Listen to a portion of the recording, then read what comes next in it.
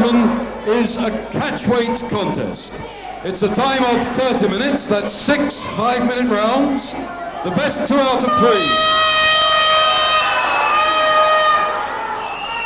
The best 2 out of 3 pinfalls or submissions or a knockout decided. In the red corner on my right, ladies and gentlemen, I present to you, almost a gentleman, Tally-Ho Kaye.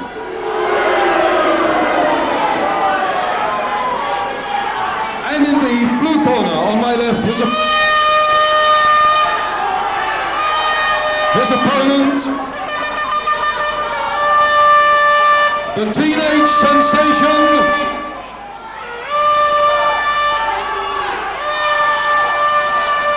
young David.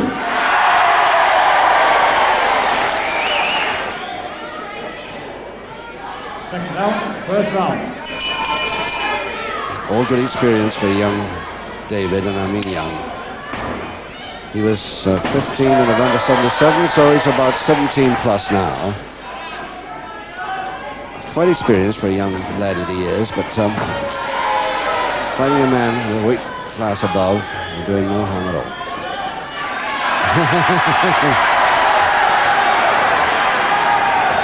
You want to be a horseback rider? Okay.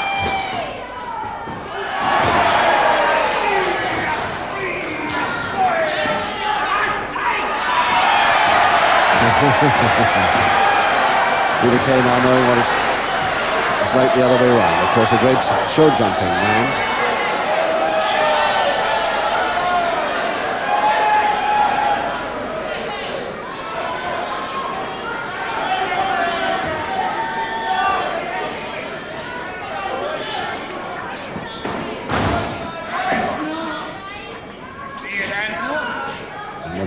Shoulder blades down there. He hasn't even got the right hand one now.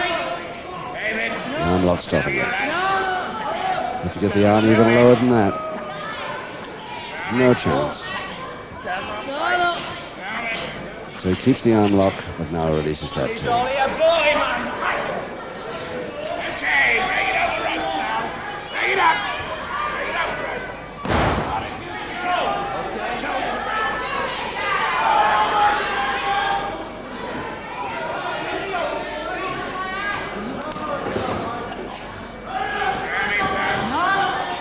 Great find there by Peter Kaye, along with that double arm. To try suplex from here if he can, but I don't think he'll do it. He might now. Yes, all the way.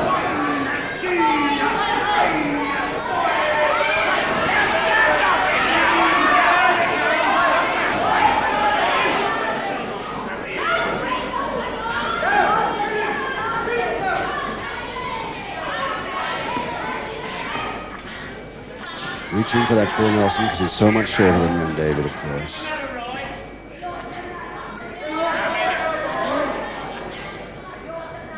Back to the side of the chancery throw. Goes for the double arm again, this time held with a leg.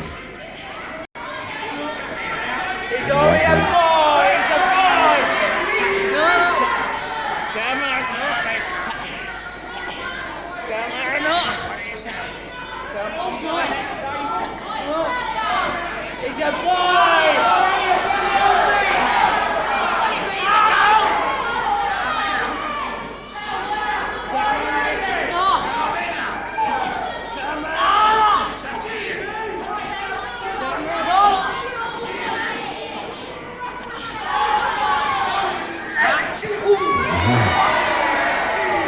Yes, he left the head a little too far forward then, Kaye.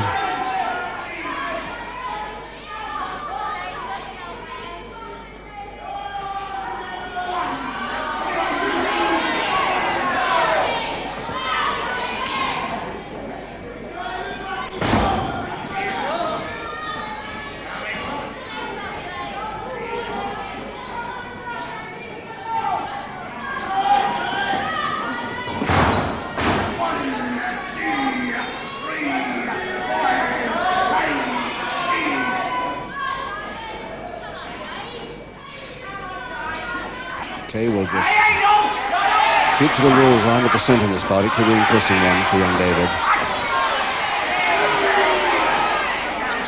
a minute to go in round one. He moves straight to the middle rope when in trouble.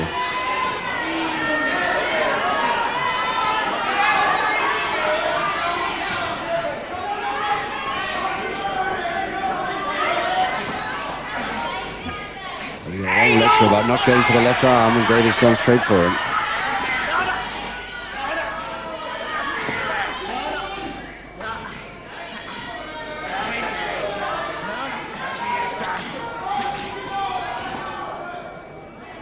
Yes, but he takes the legs with him if he can. Double leg Nelson on for David. Left his head too far forward. Never hold it now, he's released. Just 3 seconds.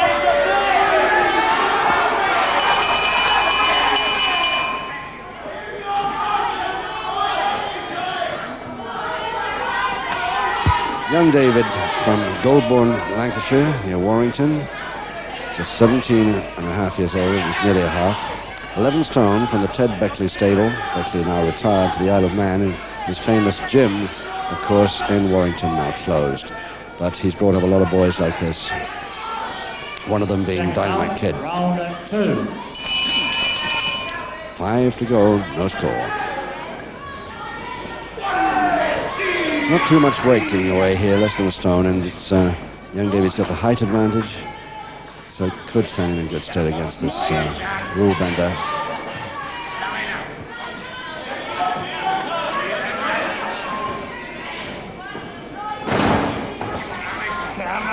Follow-up face bar there by Kaye. Again locking off the right arm with the leg. Getting the double arm by using his limbs very cleverly there, Kaye, and all legally at the moment. It's nice to see.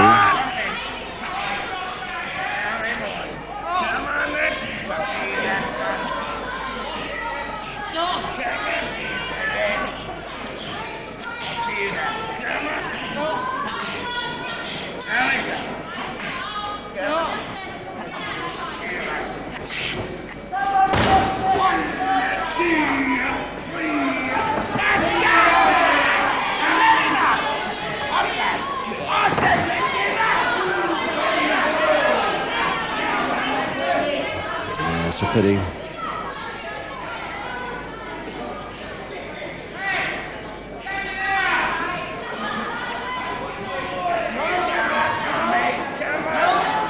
Trying to get a submission in this Kaye, but I don't think he's lifting the arm far enough out by any means.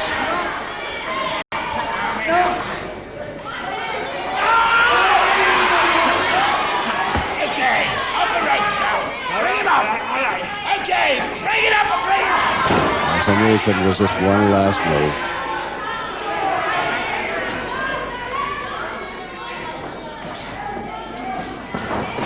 Oh, yes.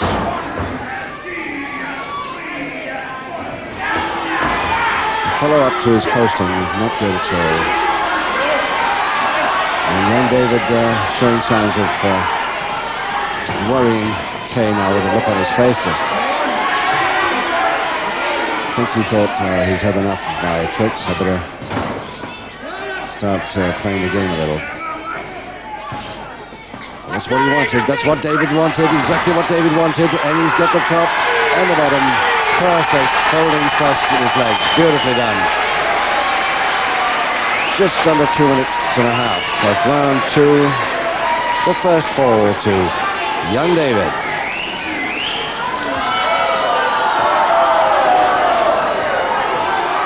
Well, ladies and gentlemen, the first fall of the contest in favour of young David.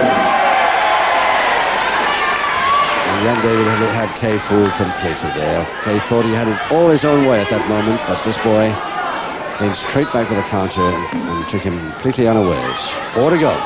Second out, round 3. So he complained to anybody who will listen about his left eye.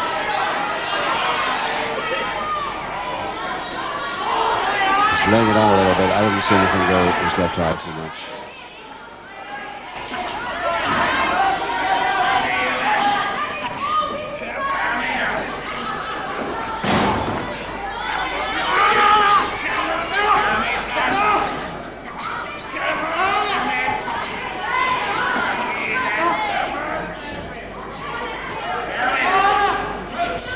face bar, really laying it on the neck there.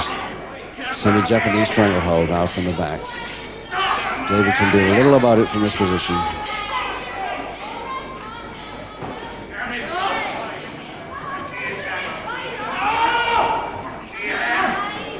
Again going for the arm lock, the right hand there. Kaye as he keeps the semi-Jap stranglehold with the left. Back to the face bar.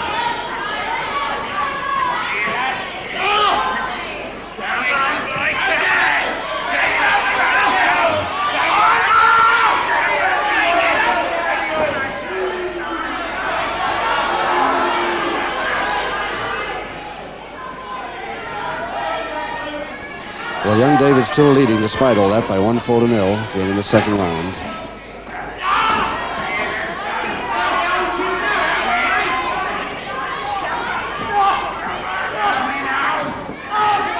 Kaye going for submission now.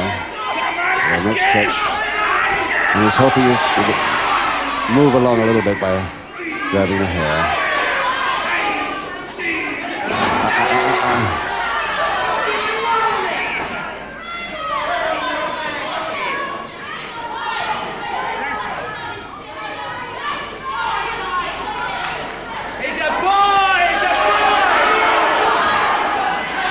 He's a boy, but he's leading 1-0.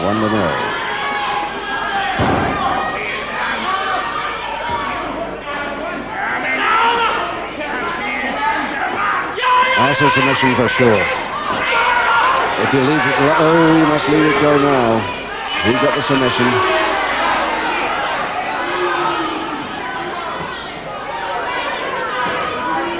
Again, in 2.5 minutes of round 3. But young David in time of trouble there because Kaye did not release the submission hold. Well, ladies and gentlemen, in that round, a submission to Tally-Ho Kaye. Ladies and gentlemen, for failing to break the hold on the referee's instructions, Kaye is disqualified. An excellent too. No public warnings by Max Ward this time. Immediate disqualification. And the winner, therefore, ladies and gentlemen, young David. Thank you, ladies and gentlemen. Here we go. Once again, catch weight contest this time. And 6 5-minute rounds, 2 falls, 2 submissions or a knockout decides the winner. On my right, in the red corner, the heavy middleweight champion of the world, the Mean Machine, from Manchester, Rollerball, Rocco.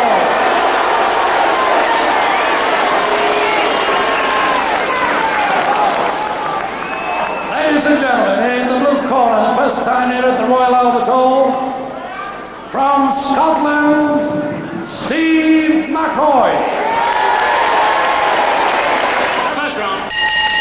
6 5-minute rounds, 2 falls to the side, and a new fella in the opposing corner to Mark Rocco, Steve McHoy. Good-looking boy, 6 foot 5 inches tall, 17 stone 2.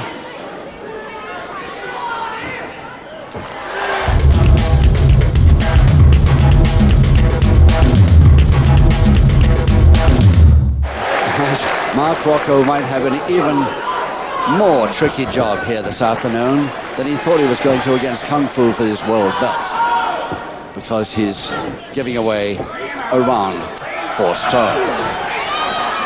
Very near. Referee Max Ward in charge of this one, and of course with Mark Rocco in the ring, I'm sure Max Ward knows that he could have trouble. And already the boy from Swinton, Lancashire, Steve McHoy, getting a wee bit angry. And of course the crowd here at the Albert Hall love anything that anybody can do against Mark Rocco.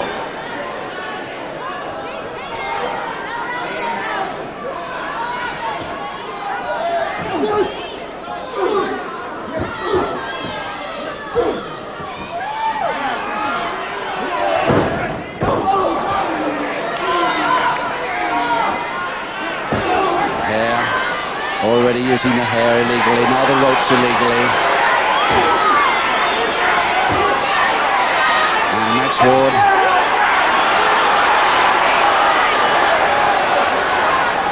Max Ward going to have a tough time controlling this fellow. Beautiful, swinging uppercut there. And Mark Rocco complaining about that one.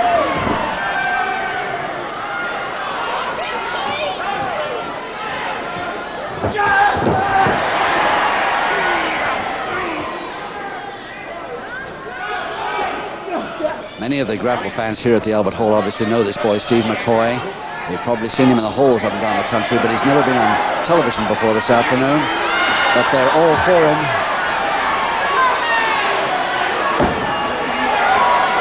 And he's a little mad at Rocco already. Rocco, who's inclined to use a lot of inside moves and hair pulls. Now here's a dangerous position with his back to the referee, but the referee came around in time. And a knee drop, beautiful base of the spine drop, right onto his right knee. McHoy. Just listen to the crowd here now. Love that.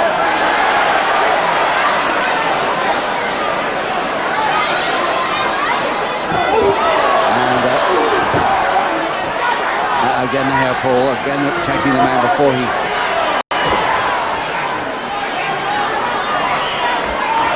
Well, anything could happen in this one.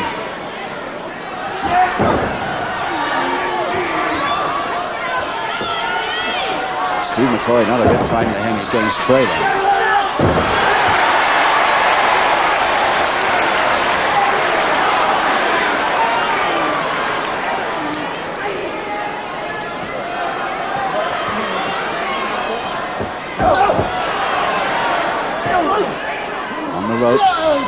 Ward lets that go. Reverse double knee hold. Rocco the first chance for a pinfall. Cross press. No, getting a shoulder blade off each time. Too powerful for that, this fella.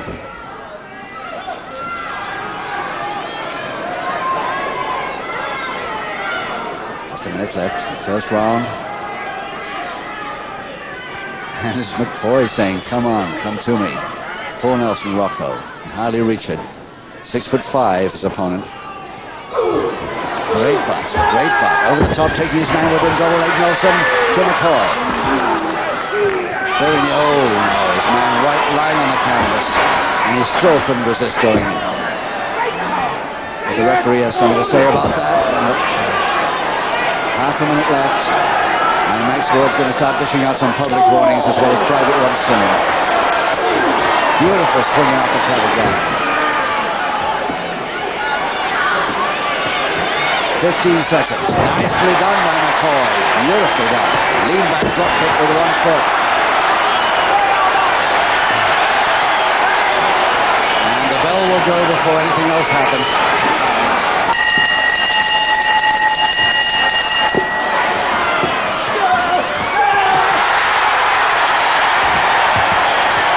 Second takes it down as Rocco goes out into the corner, having been posted without the cushioning on.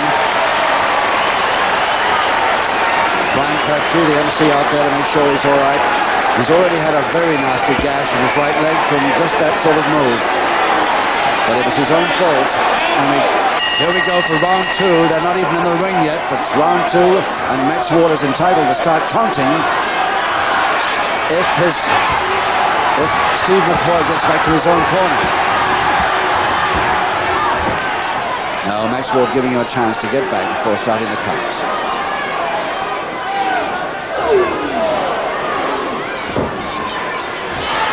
And Rocco typically with his jump, but he landed nicely. Left knee worried a bit, but not too bad. Oh yes, caught him beautiful on the way through. Now he's going for that left knee, McHoy.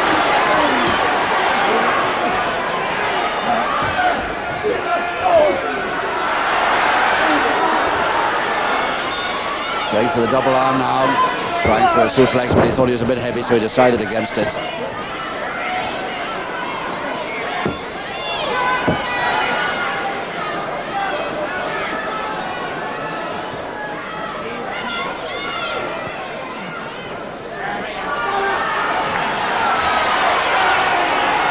So it's McHoy coming out on top with that double-handed wrist lever.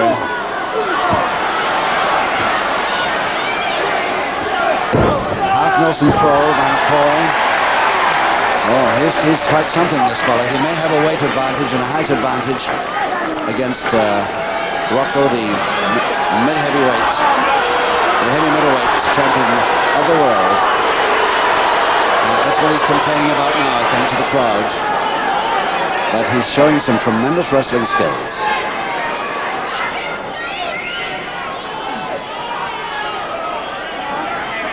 Drop it to Rocco. Doesn't hold it.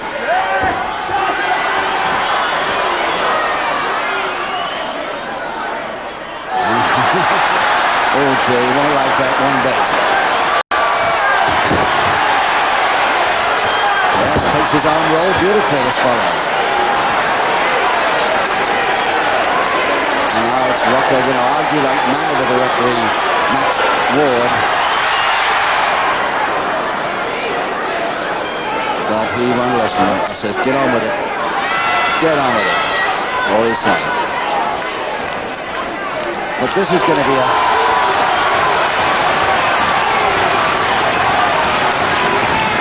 This is going to be a tougher proposition for Mark Rocco, his catchweight contest, than it would be to defend his world belt against Kung Fu. But Kung Fu, having left the country for Canada, decided not to try it on this occasion. But Rocco's got more problems on because of this big man from Swinton in Lancashire. A couple of minutes left in the second.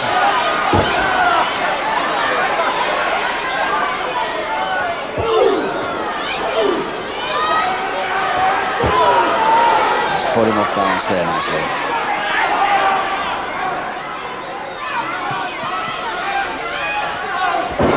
Headmare on the back elbow was too late.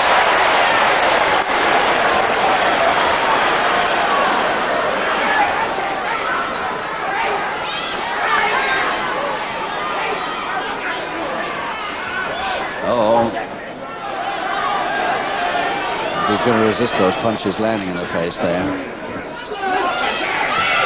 he's getting caught right in the top two here. And he's got a public warning for that.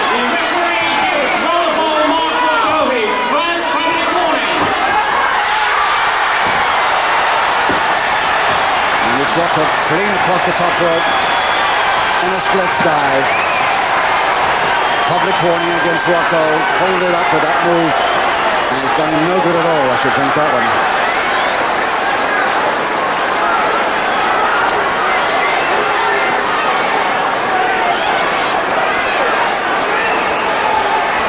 Well, Max Ward is not counting yet, but he will.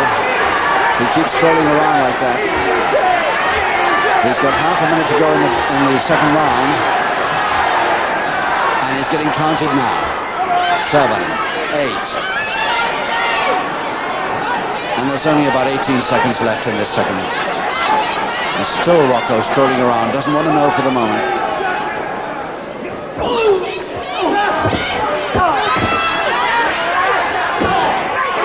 And just a couple of seconds left only.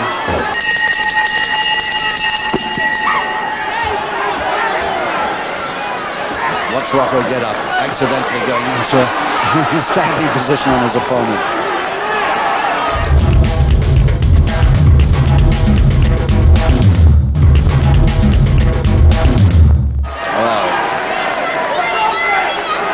This fella may be bigger, and he is, at 6'5" and 17 stone, but he's giving an awful lot of good holds to his opponent Rocco.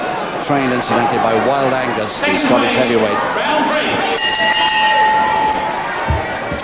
Well, we're going to see more of Steve McHoy. I'd like to see him against a heavyweight in some future bout on television, but he's certainly showing he's got the moves all right. It's his very first appearance on television. And his great friend, and who trains with a lot, from Salford, Lancashire, is a man that grapple fans will know for sure, Peter Stewart.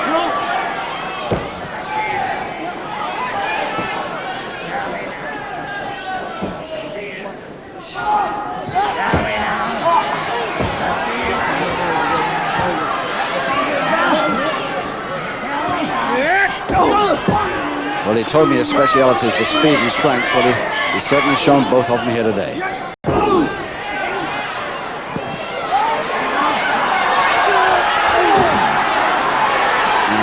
Rocco, with one public warning against him already, is liable to get a second and final if he continues that. And the double arm. He's going to try a suplex again, Rocco. Surely he can't lift him when he does that. No, he couldn't. Clutch hold now to McHoy. Followed on. A little bit late, but he got a chance. He's got a chance. With that weight, he could hold him down in that cross press. Plenty of room for him away from the ropes. Now gives up. It's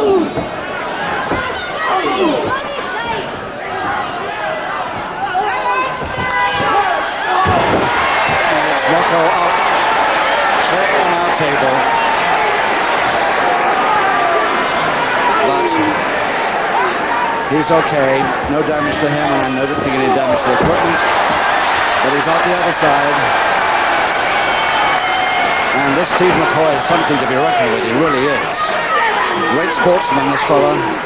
Apart from wrestling, he's a semi-pro soccer for Stockport County and also amateur rugby league for Lanc schoolboys. So he's been through the sport, and that was with a double-handed hair hold. Quite illegal. And of course, no count as Rocco goes out for that.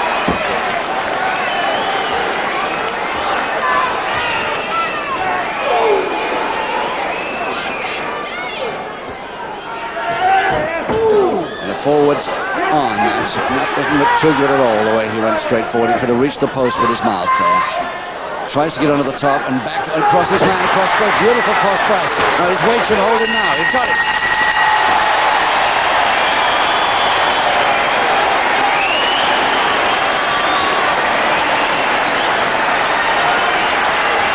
Two minutes, 44 seconds. Round 3. McHoy, the first pinfall. Ladies and gentlemen, in round 3. First fall of the contest. He used the ropes, come on! The first fall goes to Steve McHoy. What do these people know about wrestling, huh? I'm the world champion, I know about wrestling, and that's against the rules. Oh, Rocco's still complaining. I don't quite know what about. It was a perfectly good pinfall and a very neat move indeed. But of course, we must remember that he has got a tremendous weight advantage here this afternoon. Halfway through the bout, 3 to go. Things away, round 4. Round 4, and it's McHoy leading Rocco by 1 fall to 0 in this catchweight contest here at the Royal Albert Hall. And it's Rocco who has 1 public warning against him.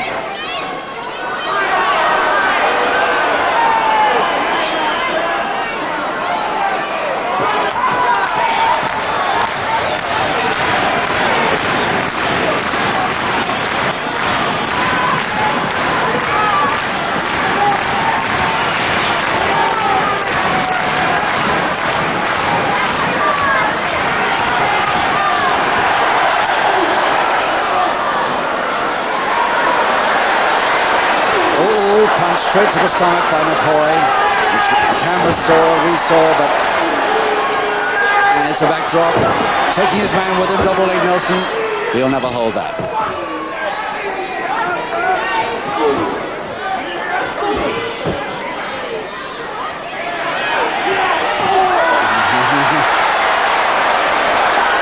And McHoy helping Rocco clear out onto the apron of the ring, which he catches with his back on the way down.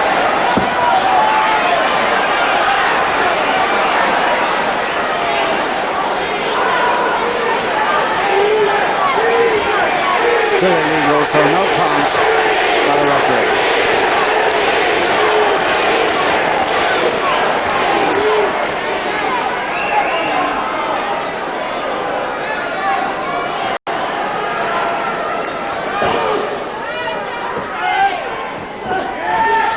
Miss with the back elbow.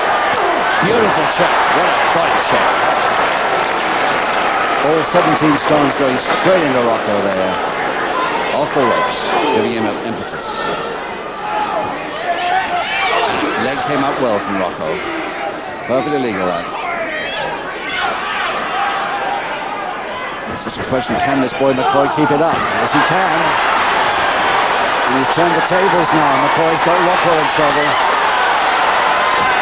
Oh yes, but he was helped out, and down he goes right in the front row ringside. Cedars there, and he's getting counted. In the hubbub, you can't hear what the ref says, but it's obviously got to 10 because his mouth is bleeding.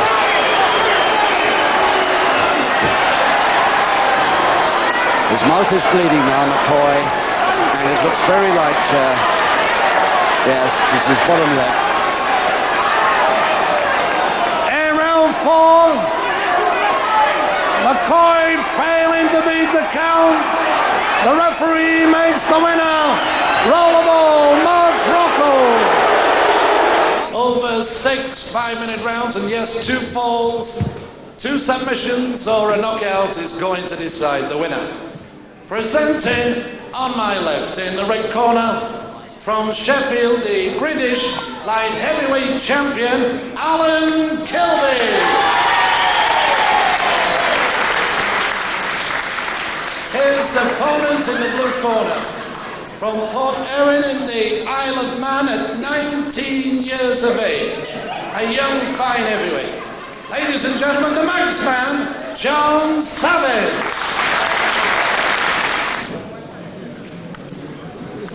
Six away, round 1.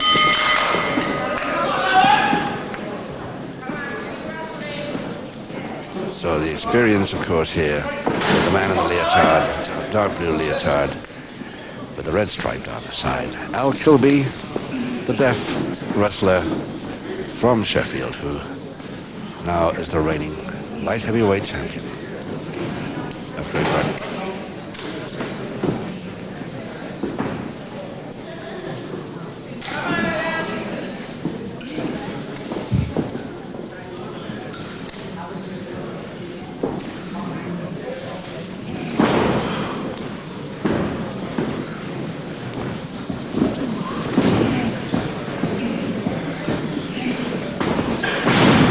Throw, Kilby.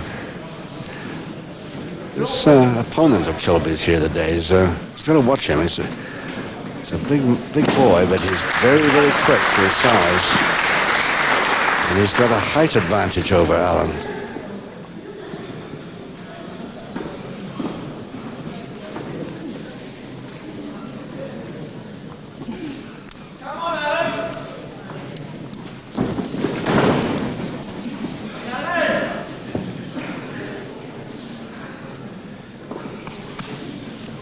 Semi-jab stranglehold to John Savage.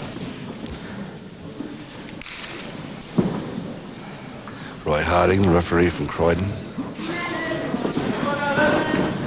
Further shoulder press attempt there by Savage, but I doubt if you'll fool Al Kilby with that one.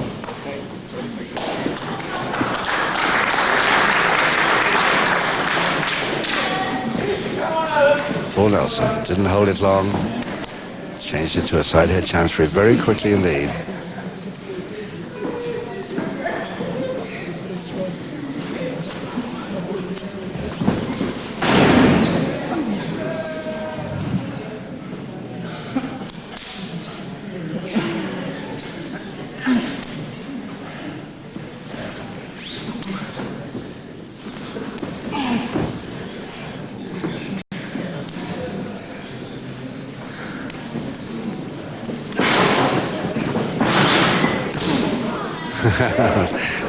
No, I don't think that it will pay either of them to try that one.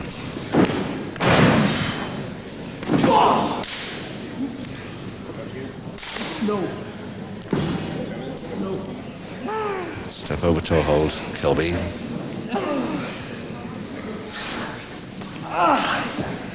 And Savage working on the head to try and get that face bar counter going. Just 2 minutes left in this first round of 6.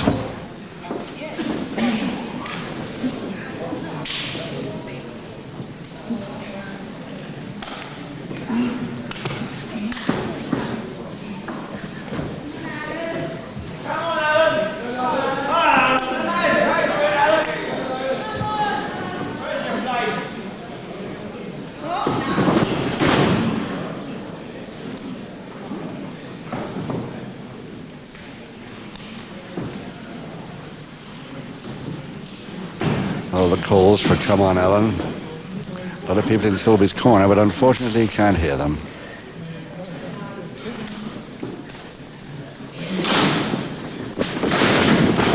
Oh, nice trip. That's a Kilby special, that.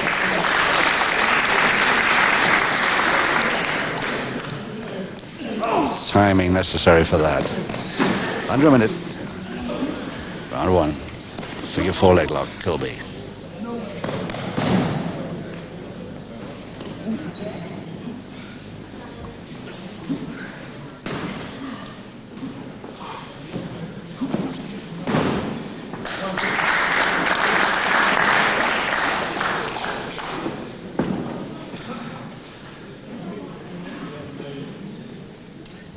Yes, Kilby will agree to the figure 4 interlock. Beautiful. He's quite happy with it. He's in a Jap stranglehold at the moment, but let's see how long that lasts. He's got 20 seconds. See if he gets out of that before the bell.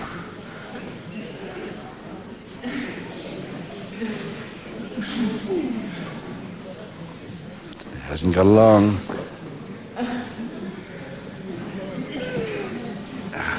He's just about there.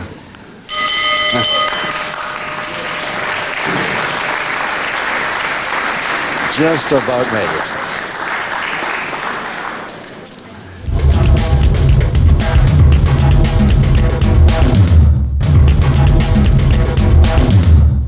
Al Kilby of Sheffield, the deaf British light heavyweight champion. Physical culturist, this man, former heavy middleweight champion of Great Britain before he went up a weight, just 14 stone 2. He won his vacant light heavyweight title off Steve Logan, was vacated by Marty Jones originally. 6 away, round 3. Round 3. And 4 rounds to go with no sign of any score yet. A couple of attempts by both men, but not really a pinfall chance. 2, 3, 4, 5. Oh, back elbows, he came up.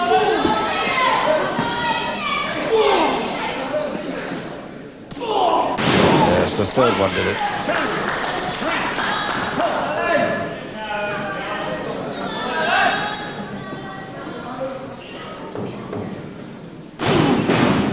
How's he got underneath the guard then, all right? And the knee drop. Kilby's back straight down on his right knee.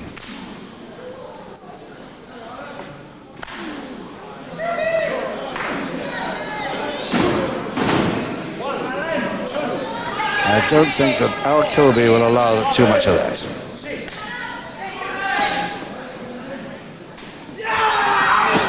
Good posting. Nice switch. Sent it over the top neatly. Can he get the full cross press? He can. He's there. If he can hold. Yes. Just about made it. Just 1 minute 30 seconds into the third round. The first one round 3, the referee gives the first ball of the contest to the marksman, John Savage. That's made him happy, John Savage. Ted Beckley will be happy if he's watching that. Boy who's been wrestling since he was 7 years old, turned pro in '83 at the age of 17. Rugby union at school, trains with the weights now in between the running. Keeps himself pretty fit. 6 away, round 4. 3 to go as we start round 4. And it's Kilby has got to chase the equalizer here.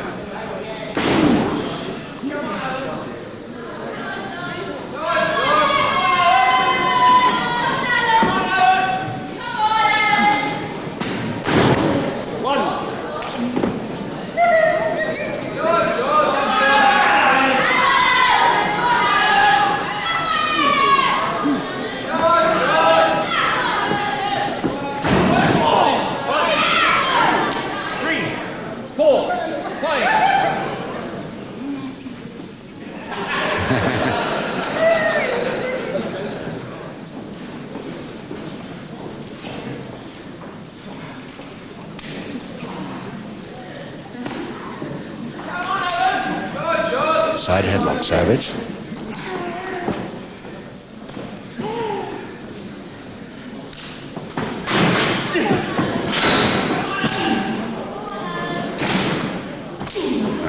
body check quite useless, especially from that distance. Too late from that one, too. Oh, yes, that was the mule kick. And Kilby over the top. And a follow-through cross-press. Must be the equalizer with Kilby in the fourth.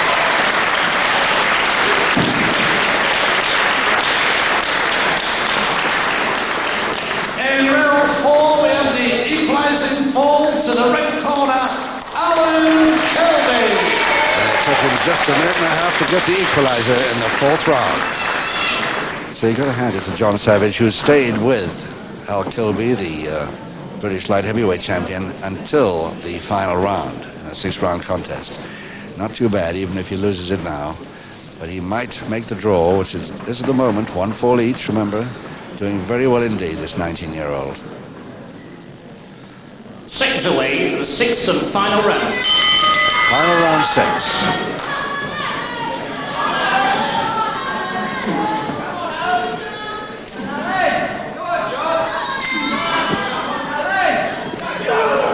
Crutching and slam following those forearm uppercuts.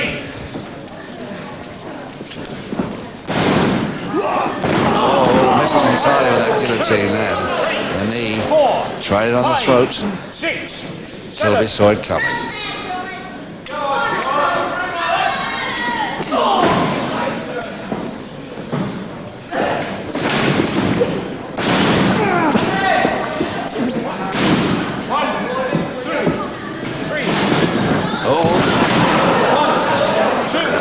Kilby a bit mad with himself for missing. But that one. Drop kick, yes.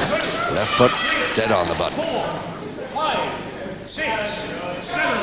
And the mule kick.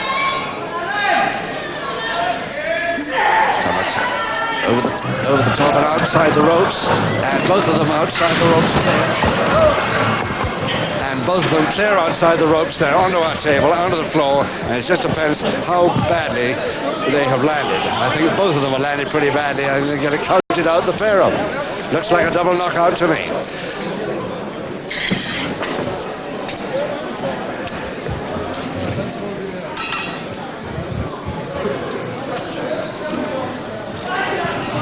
Thank you, ladies and gentlemen. Can we have the St. John's quickly down to the ring, please? So, what a finish. A good bout, 1 fall each, and I think it looks like it's ending with a double knockout because Kilby just trying to get back into the ropes here. The other boy is still flat out on our table. And both wrestlers failed to beat the count. The referee's decision is a draw.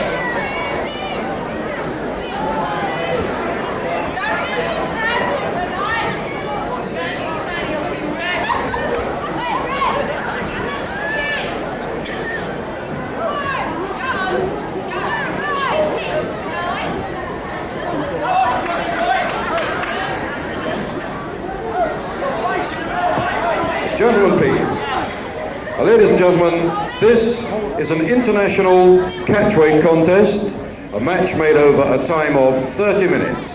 6 rounds of 5 minutes each with 1 single pinfall or submission or a knockout to decide. Introducing to you, ladies and gentlemen, in the blue corner on my left, from Israel, Professor AKI MOJO.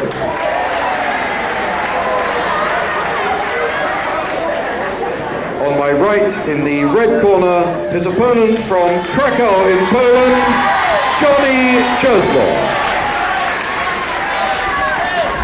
Your referee, ladies and gentlemen, Mr. Joe D'Orazio.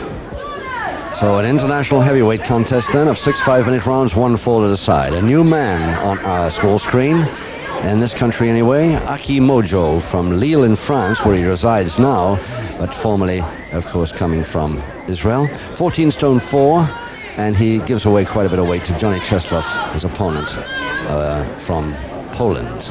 1 fall decides the bout. D'Orazio, usual pep talk, though how he's putting it over, I don't know, because AKI MOJO doesn't speak one single word of English. Away, round 1. Wrestling in the judo gear, or he came in the judo gear with black belts. Now his stripped jacket is still barefoot. One of the few barefoot wrestlers now that you've seen recently. But nobody knows anything about this man.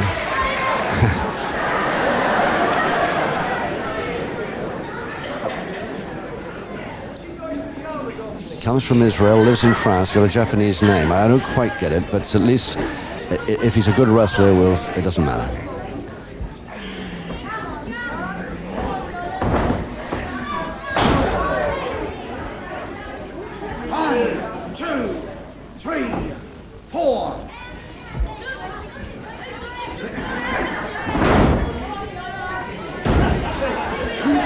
Toe and ankle with a barefoot wrestler must be not too comfortable, I should think.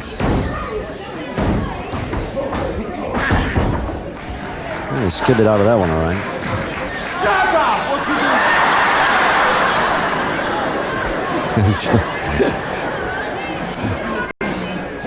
Johnny Czeslaw not used to this treatment as he gets an arm lock on.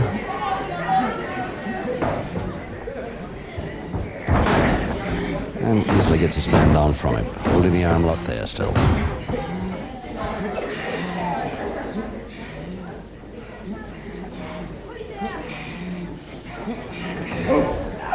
No, he'd have to go right over the top. The flying head scissors really won't work for him.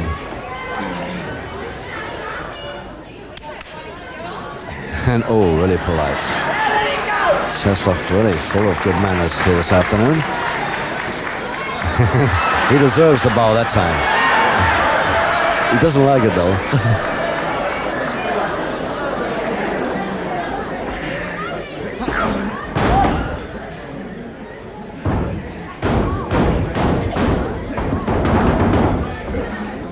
The first real attacking move that Mojo has made so far. Let's see what he can make of it.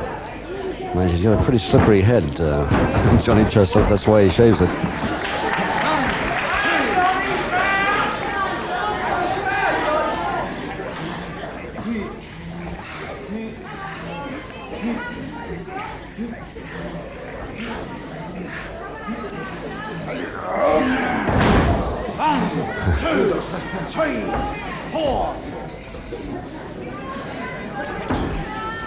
Czeslaw grinning at that little bit of his timing there.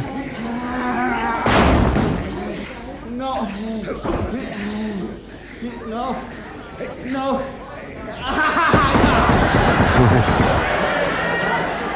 There's a couple of minutes to go in this first round. I think that Johnny Czeslaw would be quite happy it was less.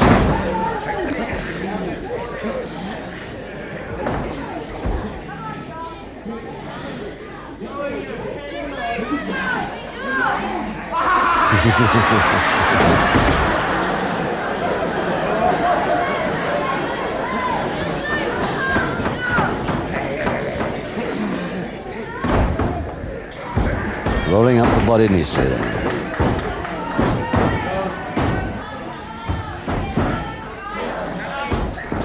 Just about made that head scissors.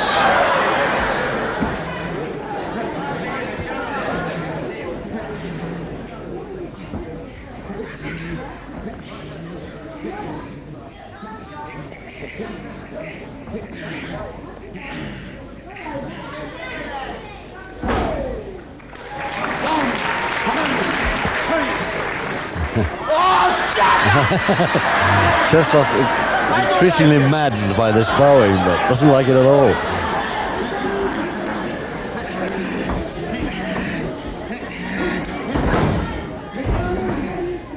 Very deliberate, this man, Mojo, and every attacking move he goes into. It's just that Johnny Czeslaw doesn't know what to expect from this guy. Except the eternal bowing, of course, in between each move.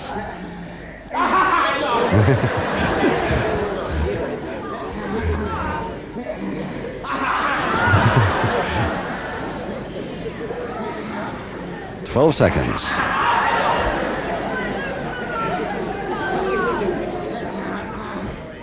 They have to hurry to beat the bell out of this one.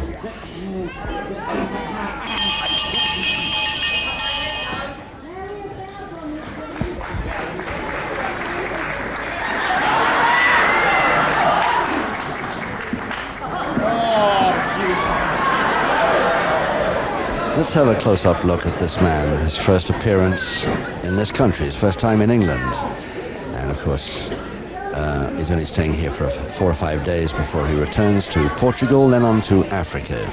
14 stone 4 of him, now residing in Lille in France. He held the mid-heavyweight title of France at one time, also Morocco, but doesn't hold it any longer.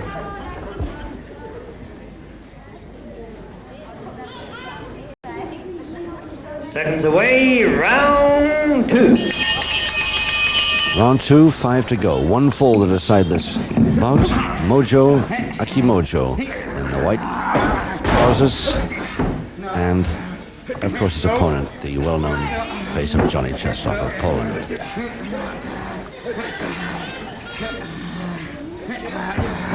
And Czeslaw does not know what to make of this fellow at all. First round.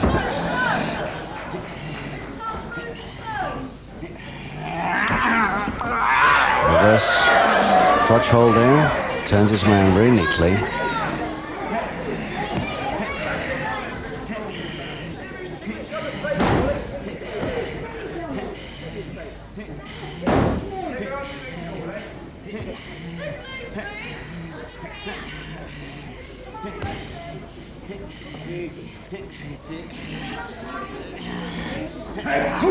Oh, bit of karate creeping in here. The ball action infuriates Czeslaw much more than the chop.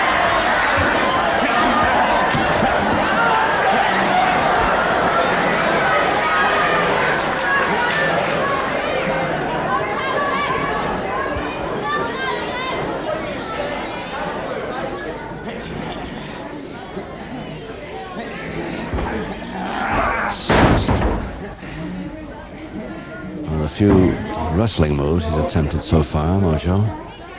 Single foot stomach throw, didn't really work. Played on the side rather than straight over his head.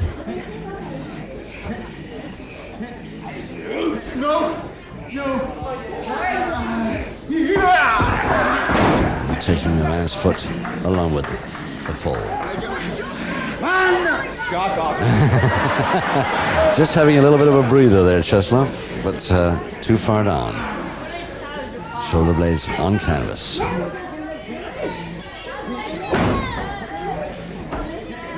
Figure 4 leg lock to Czeslaw.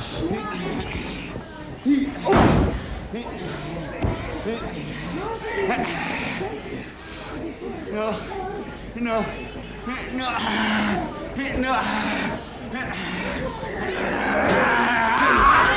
Side of the hand, shot to the throat, but not drastic, not quite like a Tibor Zakash special, but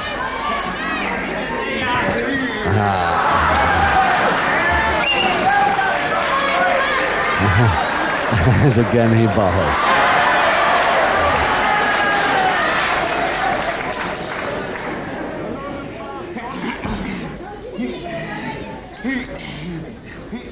Midway Mojo stopped his arm going into a back hammer then. Inside leg hank. Nice throw from it. A couple of minutes left in the second round.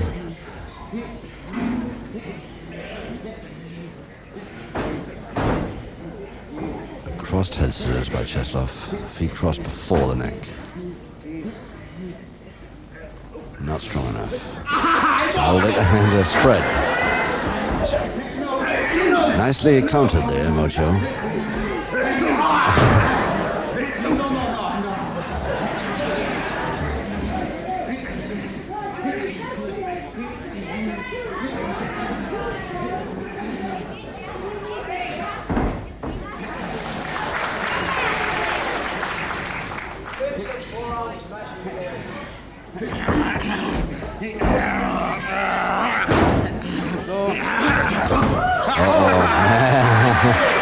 Nice idea, but missed it. And that sweat really pouring off Czeslaw. It must be harder for him than I expected this bout to be.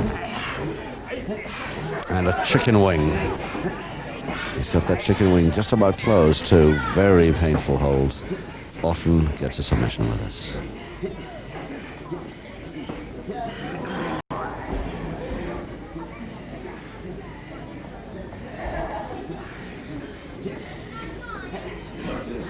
The backhammer held in that chicken wing, but nicely tripped himself out of trouble.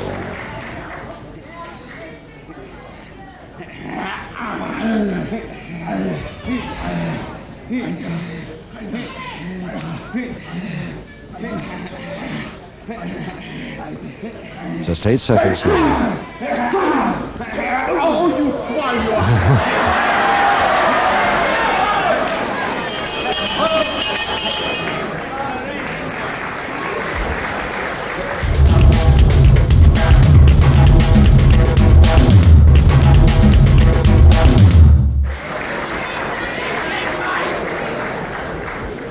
Czeslaw just unable to understand this fellow altogether. He's lighter than he is. He's not so strong, but he's bringing his attacks from all sorts of unusual angles. Czeslaw's not used to it at all.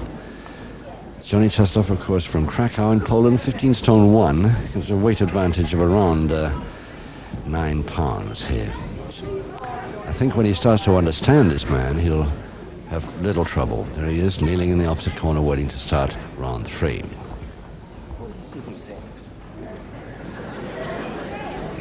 Seconds away, round 3.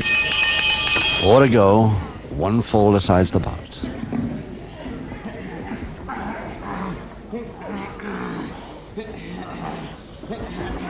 If Czeslaw keeps to the strength holds and keeps his man close in, I think that he'll have no trouble.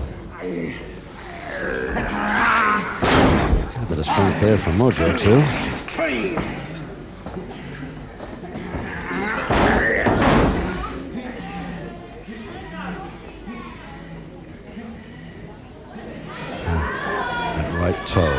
What is... Whatever it was he was going to do, he decided against it that time.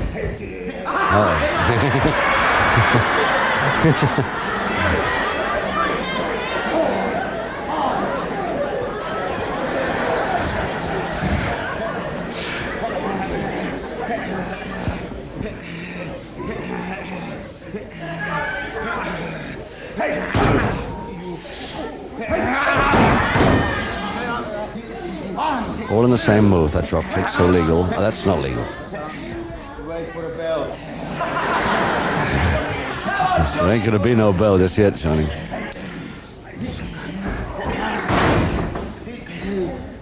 No. Double wrist lock now by Mojo. No.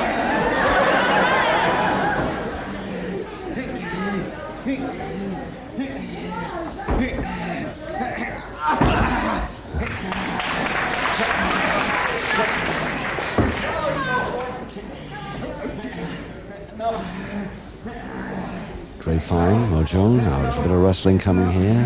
Freestyle. No.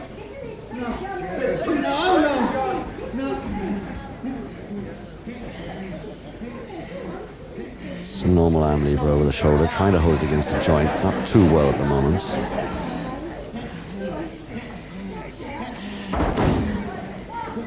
And the backhammer settled for him. No, Joe. No, you break my arm, no.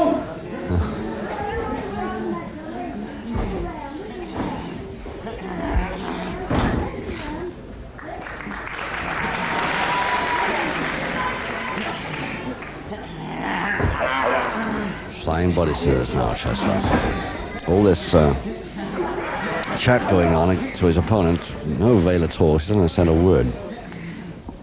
English or Polish.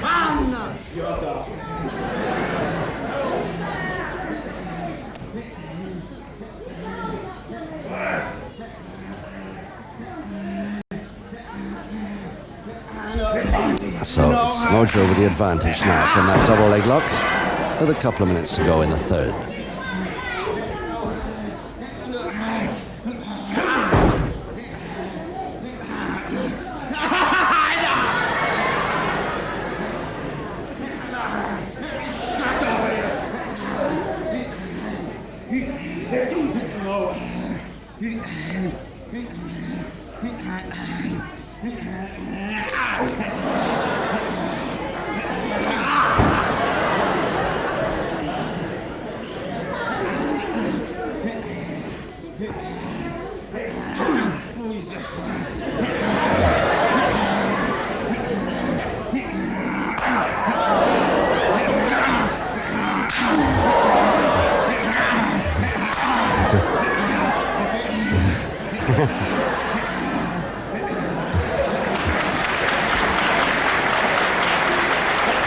One minute to go, third.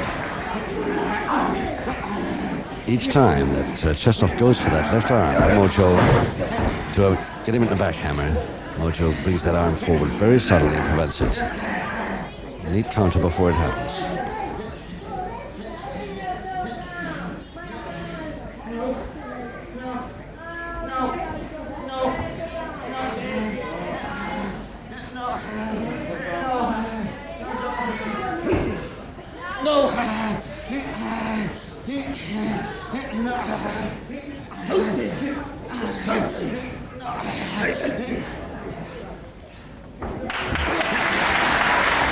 Know what he's going to do, but when is he going to do it? 12 seconds.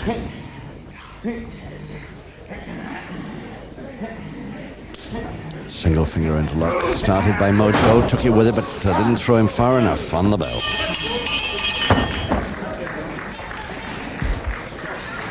Oh, shut up, you!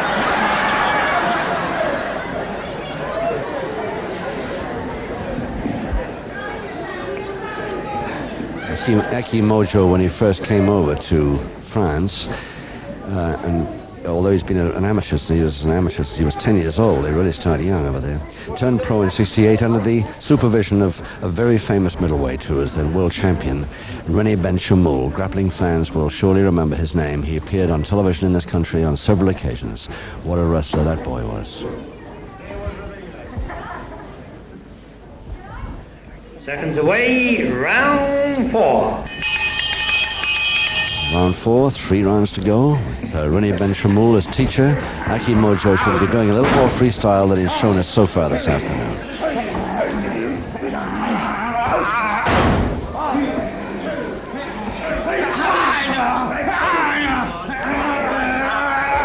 Over the top, no. Loose, but it's almost near the ropes, but he's still got a second chance of it.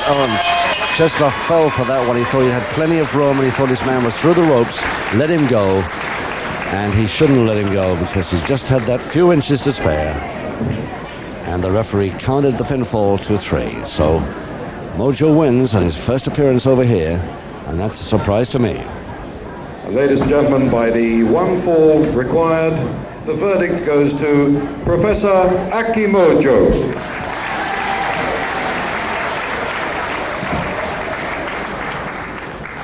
Ladies and gentlemen, your appreciation, the loser, Johnny Czeslaw. Thank you, John Harris. And with that win for Mojo over this man, Czeslaw, we hope that you enjoyed it and we'll come back for more. Meantime, it's goodbye from all of us at Gravesend. Have a good week. Till next week.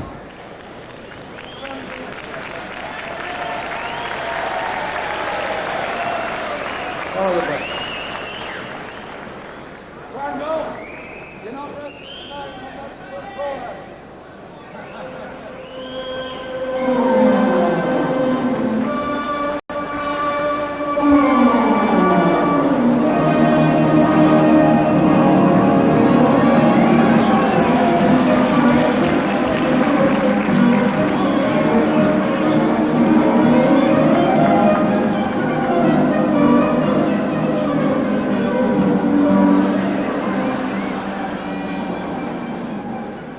Thank you very much. Here we go this time. Once again, it's going to be an heavyweight contest to be fought over 6 5-minute rounds. 2 falls, 2 submissions and a knockout. decides the winner. Now over on my right, in the red corner, we have the British light heavyweight champion from Oldham in Lancashire, the Lancashire Lion, Marty Jones. Marty Jones. On my left, in the blue corner, from St. John, Antigua, ladies and gentlemen, Caswell Marty. Caswell Marty. Referee, Mr. Johnny Quango. So the first of our main bouts of the afternoon here, grapple fans, and it's a 6-5 minute rounder. 2 falls to the side. That's Caswell Martin from Antigua. And his opponent on the left there, of course, Marty Jones from Chatherton, originally Manchester, but now residing in Oldham. Well overweight for his light heavyweight title, but of course he's not defending that today. Seconds away, round 1. 6 rounds, 2 falls to the side.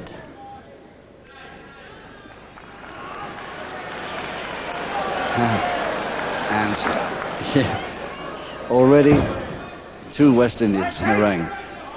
Johnny Quango is, I think I'm right in saying, his very first televised appearance as a referee. We've seen him many times as a light heavyweight, of course, as a wrestler. He still wrestles, but this afternoon, I think it's his first appearance on television as a ref. He's the 3rd man in the ring.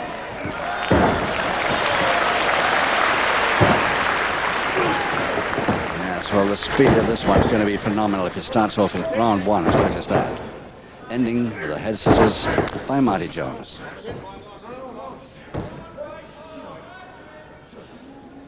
Look at that bridge. Tremendous bridge. Turning around out of the bridge and jumps out. Really something. Really something.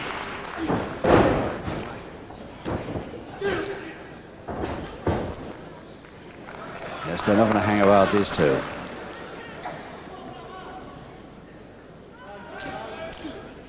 Side headlock, Jones. Yeah, put out body check, and a forearm smash coming in at the same time as Jones landed it. It's almost a grab it, but not quite. More a front head chancery by Marty Jones there. Again, the bridge by Cas Martin. Colossal bridge, the head right over. Trying to turn out a bit again from that side headlock.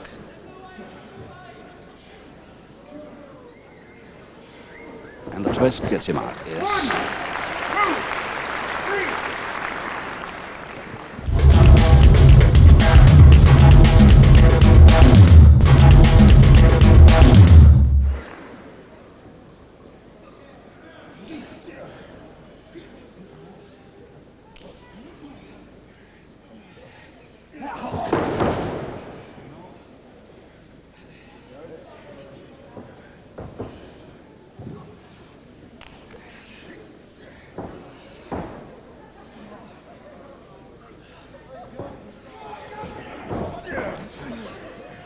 Grapevine to Jones. Couldn't hold it because his wrist lever was on. And it's still on. That's a way out of it. Beautiful way out of it, using his opponent's knee to take the height. A couple of really great wrestlers here. Johnny Quango a little bit in the way as Caswell Marty was running around the back there. Yes, backhammer.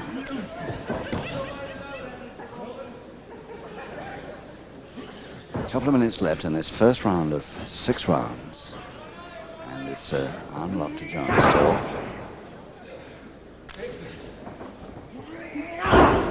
Still Jones gets his feet firmly into the canvas to prevent the throw. And it's Caswell Marty going over the top very neatly. Gets caught in the head scissors, but not for long. It was out almost before he was in. Really beautiful stuff. Oh, I'd hate to bet on this one. 2 really great wrestlers. And nothing much in it weight-wise at all. Caswell Martin slightly heavier, if anything, a few pounds. Both on the 15 stone 3 or 4 mark. And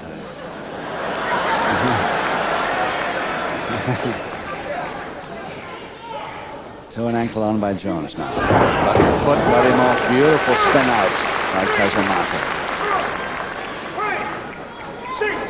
And with 1 minute to go, the crowd here, the packed Royal Albert Hall here in London, really warming to this tremendous speed of these two men. Skill and speed together is what they really love.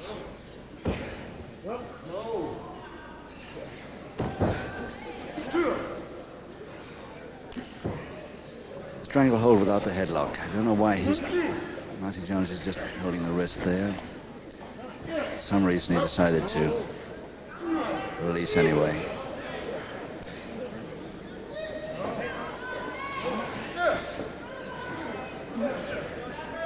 Jones applying a few weakness with just under 20 seconds left.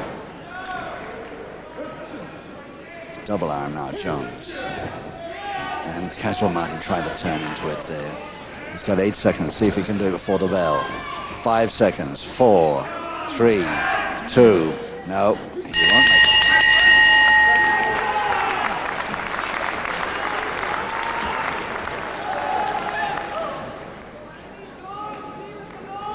Well, tremendous first round and good sportsmanship by both men. Let's hope that the first round is just a sample of what we're going to get in the next 5. If they can keep up that speed, it'll be really some bout. Marty Jones there. Seconds away, round 2. Coming out of his corner against Caswell Martin of Antigua.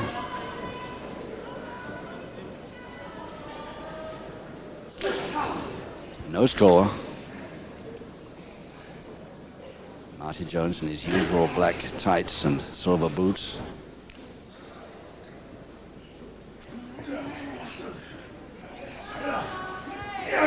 Nice look with the pipe.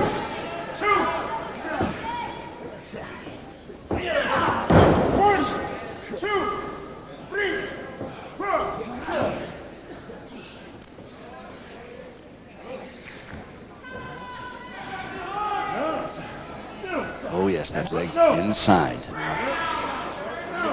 He could get a submission from this with that opposite arm lever, but no, his lift. The lift is on. Great lift by Caswell Martin.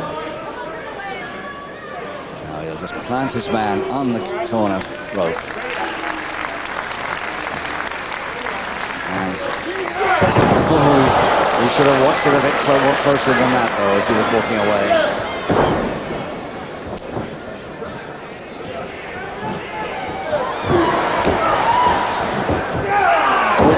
Beautifully unswept, and a reverse double leg Nelson there to Caswell Martin, the lean back of the bridge. A beautiful move there, and Marty in trouble. Martin's got the first one in just under a minute and a half of round 2. Beautiful fall. Your master of ceremonies to announce it, Brian Crabtree of Halifax. In round 2, the first fall of the contest goes to Caswell Martin. Caswell Martin. And what a beautiful move there, operated by Caswell Martin. He got his man face down, with his feet underneath, turned him over in a reverse double leg Nelson, leant back on a full wrestler's bridge all the way, and Marty Jones had no chance of moving from it. Seconds away, round 3. Round 3. Caswell Martin from Antigua leading Marty Jones of Oldham 1-0 as we start the third with 4 to go. For Nelson Jones. I'm sure this is going to become increasingly interesting, this bout.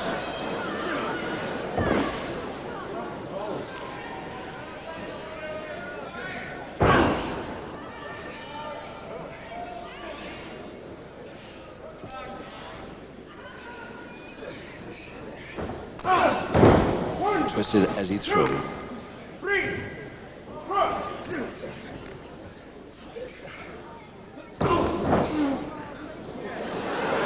Yes, it worried Marty Jones a little bit too. Oh, taking him with him. Double leg Nelson, but inside the ropes just, but couldn't hold him. Marty Jones evidently very keen to get back into this match quickly as possible. Flying tackle, another one, cross press. Off on count of 2. Beautiful trip there by Caswell Martin over the top for a cross press. And that could have been a 2-0 win for Martin. Jones going over the top. Another cross press attempt. Can he hold it this time? No, still gets a count of 2. And I think they're going to give that one up. They're both trying the same move on each other. They shake hands as if to say, all right, we'll call that quits. When neither of us are going to get a score from that one.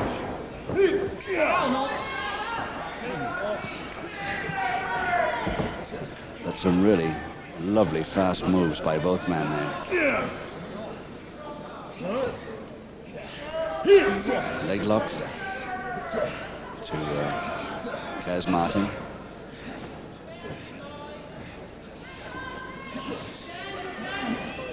And the body scissors to Jones.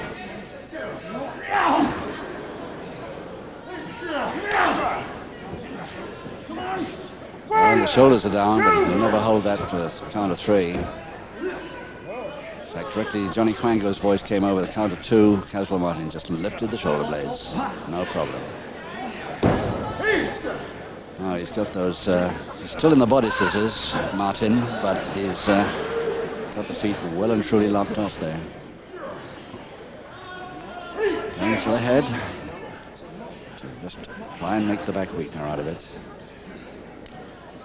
And give up, agreeing to call that a stalemate.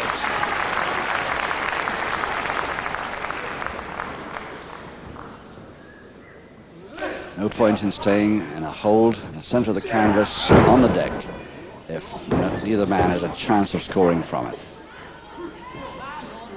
A couple of minutes left in the third.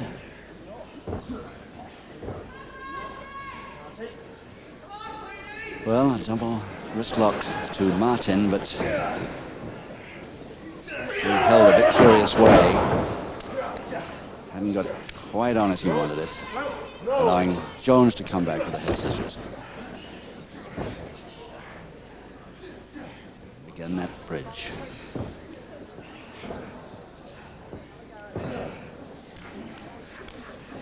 Still the head scissors on, and a double arm held by Jones now as well.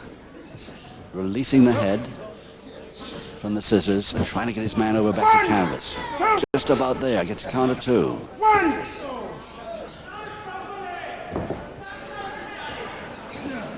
Good idea by Jones, but didn't quite come up for him. Double leg grab over for a Boston Crab, a minute left. He's not there yet, but he's still trying it. Nearer the center of the canvas in case he needs more room. Figure 4 leg lock with bar. That's a dangerous move there. Now he could get a submission from this Jones and get back into the bout. If he leans back now, Caswell Martin's in trouble. Yes. Trying to counter there with a toe and ankle. Double toe hold there now. Jones still the advantage, but he's only got about 18 seconds left.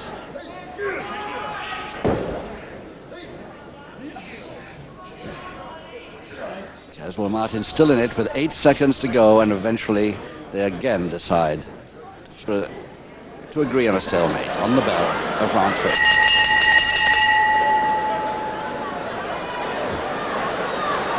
Now it's up to Johnny Quango, the referee, to try and disentangle this lot. Melee of legs there, and it could be painful if the referee does this wrong.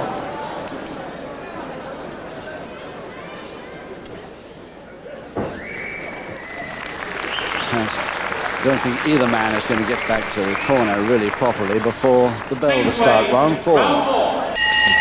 Yes, they only just got up, and they needed seconds and the referee to disentangle that figure 4 leg lock with bar, so they haven't had a break at all between 3 and 4.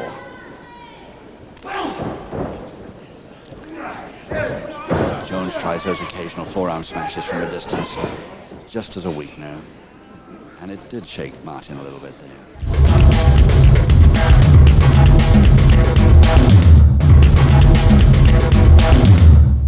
So, Caswell Martin, Antigua, leading Marty Jones by 1-0 at the beginning of the fourth.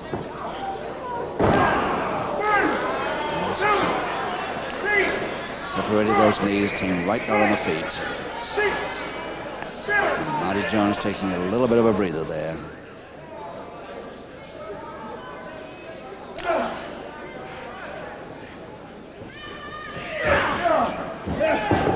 Oh, going for the crotch hold, gets his second chance at it. Follow down, cross press.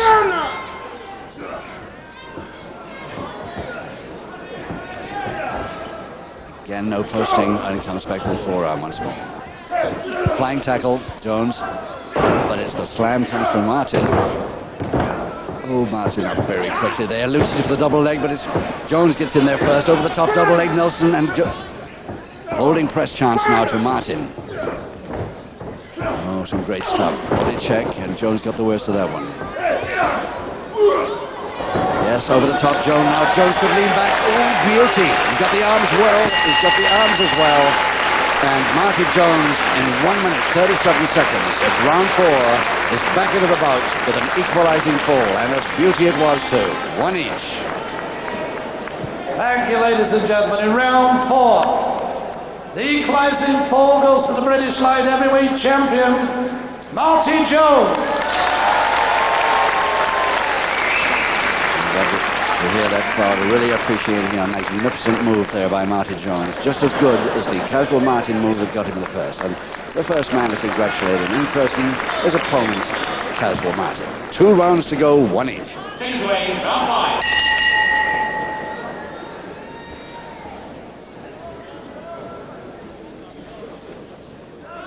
Now then, it's 1 fall each. Neither of them dare make another mistake or get into that terrible situation they both have so nearly been in the folding press.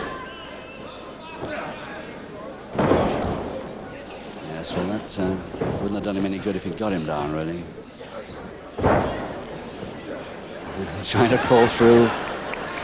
Caswell Martin winning there, sweat pouring off them both now, of course.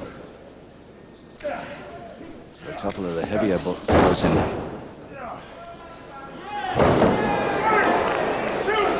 Operate at the speed they do.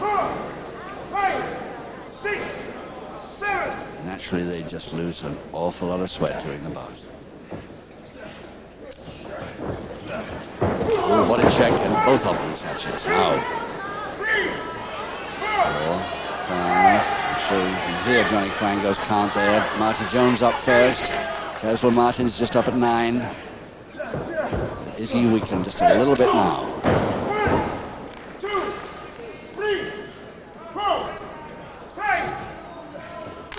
Oh, he came up just right by Martin.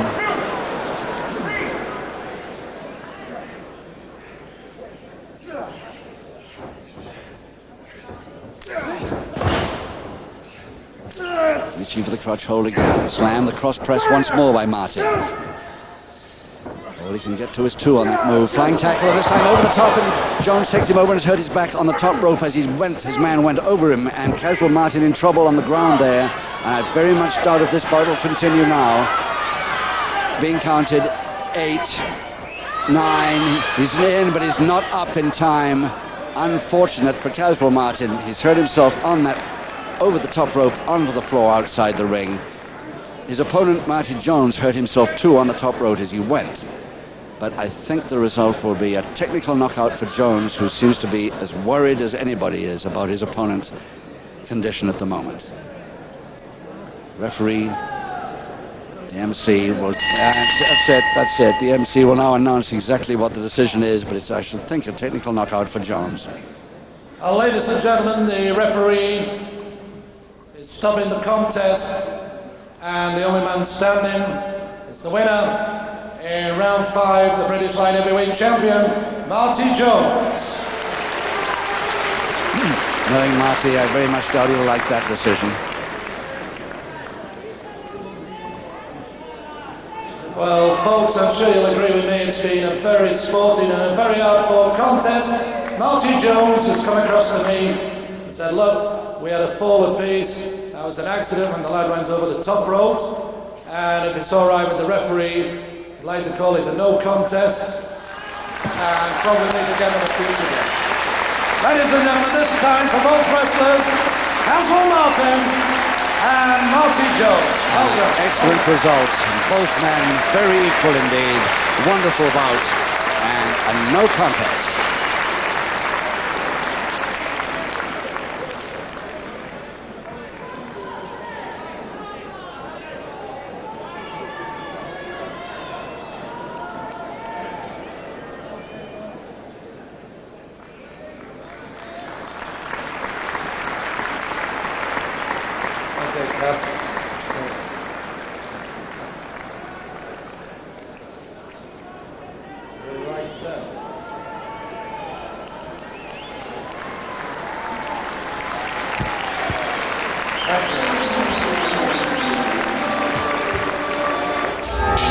Is an heavyweight contest to be wrestled over 6 5-minute rounds, and 2 falls, 2 submissions or a knockout will decide the winner.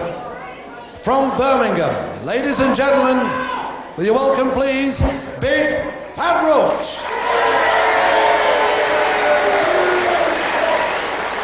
On my right, in the blue corner, a wrestler who represents Great Britain all over the world. Ladies and gentlemen, from Wakefield, Steele. So Big Pat Roach from Birmingham, 6 foot 5 inches, 18 stone 12, gone down a stone since we had him on about a year ago. There's his top weight. He's trained right down to it.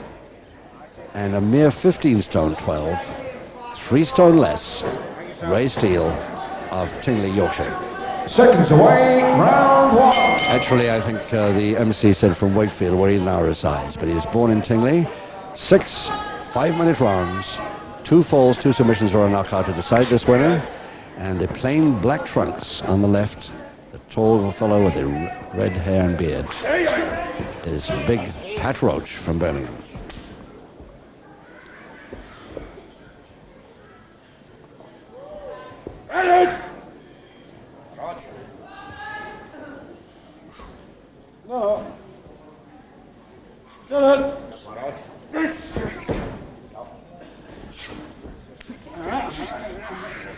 Very fine. Roach, left leg to Steele. While he still holds the... Steele manages still to hold that double-handed wrist lever. Couldn't force him to lose balance, but it's Roach now that's got the same hold on him.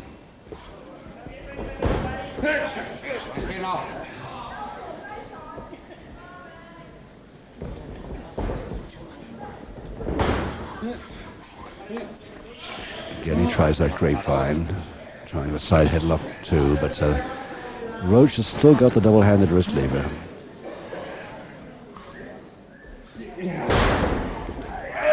He changes it to an arm lock now.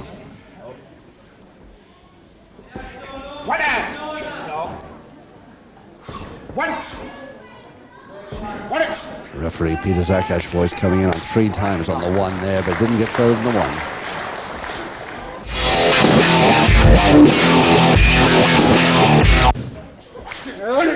Side headlock, quick one by Steele.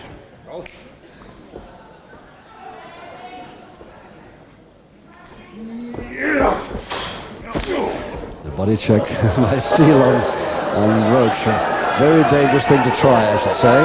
The grin on Steele's face. I think he realizes it now. But the last thing in the world that I would want to do, 1, 2, 3, 4. come off the ropes and body check a man, a giant like Pat Roach.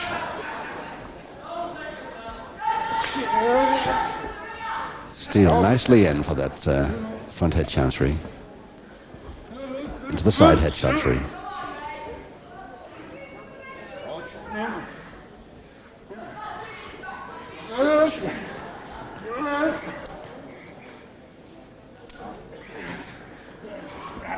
Roach trying to reach for the crotch hold to get the lift and escape from the chancery is in.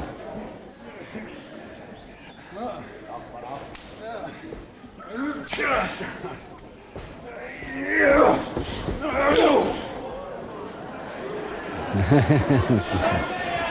couple of minutes left in this first round of 6.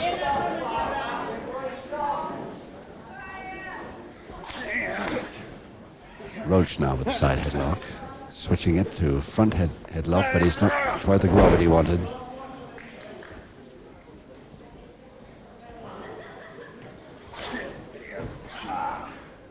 Steele in first that time with a double wrist lock backhammer position. Nicely. Steele, his blonde hair. And a grapevine on the left leg of Roach. Arm lock, same side arm.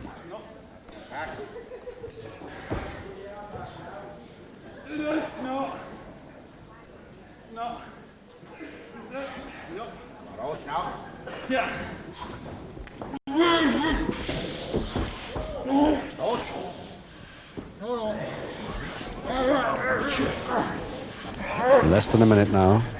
Round 1.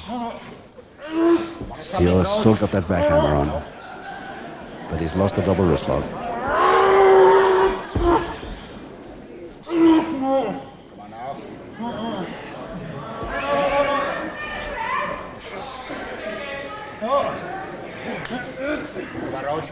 Now you can see that tremendous, just a little bit late. We'll try and catch it later. Good crotch hold, slam and throw. 1, 2, 3, 4. Less than half a minute, Steele still coming back for more.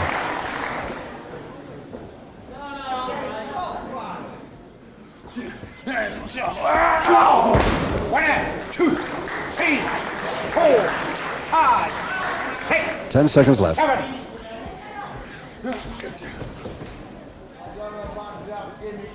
Hardly time for another move now. Have a look at Pat Roach. We can see those tattoo marks on his upper arms there, just below the shoulder. It's a quite interesting story there because they're not genuine tattoos at all. He, at the moment, is taking part in a series TV series for Central Television called Auf Wiedersehen, Pat, where he plays a quiet country boy, believe it or not, and those tattoos are on for that part. Seconds away, round 3. Round 3, no score, 4 rounds to go, 2 falls, 2 submissions or a knockout to decide this winner. Pat Roach, the giant from Birmingham with a beard there, the black trunks on the right, versus Ray Steele.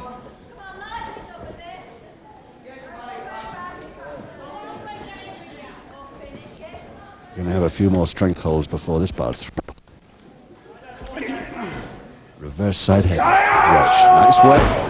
Roach, as so often does, takes it on his arm. 4, 5, 6. Not too happy with that landing, though. Not tall enough for that, Steele. The backbreaker over the shoulder. Body check, and it's the Pat Roach left arm that's worrying him since that drop just now. Steele wants to get on with it. He's got to get on with that left arm because that's when he's injured perfectly legitimately. And he's going for a submission here. A grapevine on the left arm lever.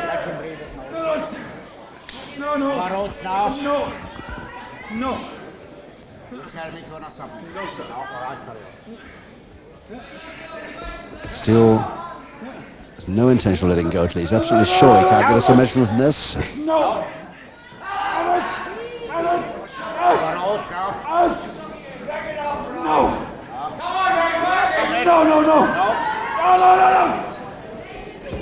Into a backhammer. Roach reaching up for Steele's neck. Anything to relieve the pain of this left arm. In the back elbow. It's the back elbow, but not strong enough.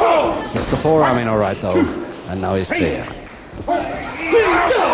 Still goes for the body check. Left shoulder forwards. And nice uppercut from Steele. 4, 5, 6, 7, 8. Big Pat not having it all his own way here this afternoon by any means. Still putting up a magnificent job. 5, 6, 7. The body check. 1, 2, 3, 4, 5. And there's a Steele knee drop. But following down too late, unfortunately, hasn't done enough room. He's through the ropes. Break cold. Pat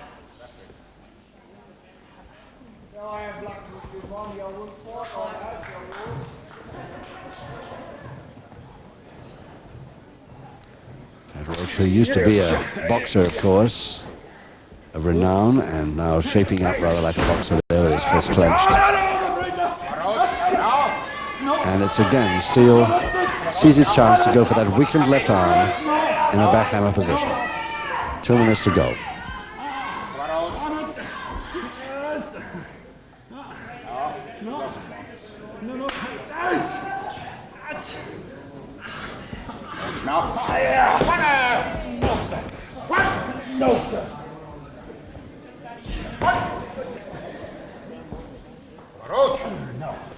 Roach in a bridge. He's trying again. Oh, no difficulty. No difficulty at all. Right across his face. Shows how easy that was. And it's a grapevine. Opposite arm lever to Steele. Nice move.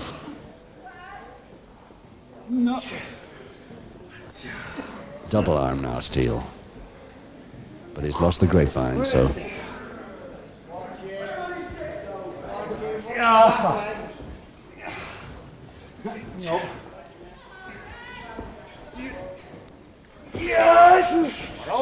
Just a minute to go in the third.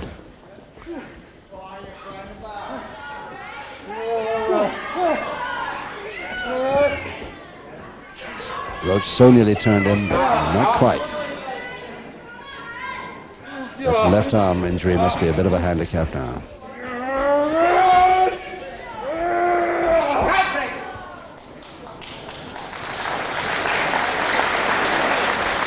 Just half a minute to go. And good applause for a nice get out there and a release. Directly the ropes came into contact. Ooh. Inside of the forearm. Nowhere near a punch. Perfectly legal. Tremendous, vicious uppercut forearm of Roach's.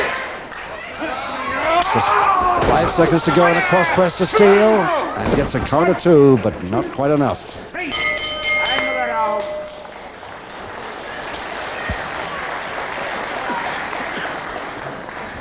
And Steele tried to lift him, but he's decided not to any further. Tells Roach to get up by himself. All 18 stone, 12 of them. There you can see the hole in his shoulder. If you're going to turn around this way, had an operation on that arm several years ago. And at some point you'll be able to see that very nasty scar on his shoulder. Seconds away, round 4. Round 4, halfway through the bout. 3 rounds to go and no score. Roach versus Steele.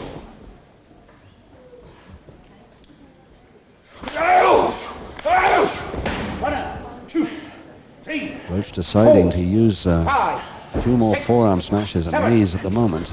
With this body checks as well to try and get that weight advantage working for him.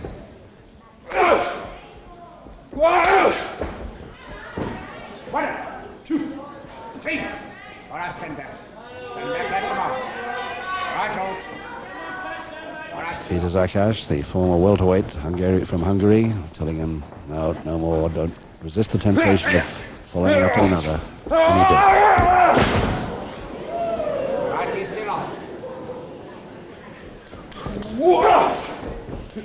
did. Steele falling towards it, but still, he's really taking it now. Meantime, of course, Roach takes a breather.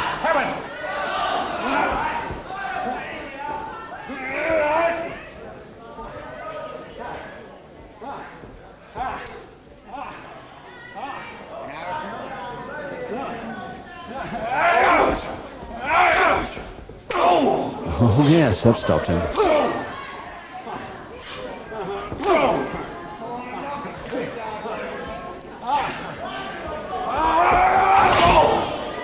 Yes, Steele timed that pretty well.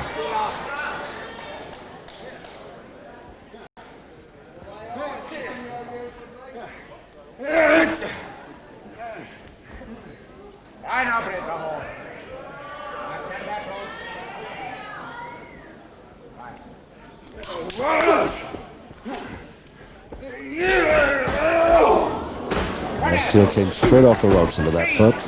4, 5, Good move, sole of the foot. 7, 8. Steele up at 8, just in time to go to another. And another knee drop as well. 3, 4. The back hits the right knee of Roach as he lands that man down. And there's the follow-up a little bit late, the reverse. Oh, yes, of course. Beautiful, no trouble. He'd had his man so weakened. 2 rounds to go with Roach in the black trunks leading Steele 1-0.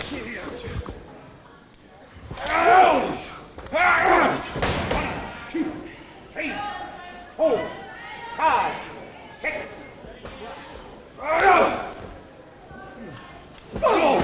Steele trying to come back with some forearms now, and the knee beautifully. 2, 3, 4, 5, 6, 7, 8.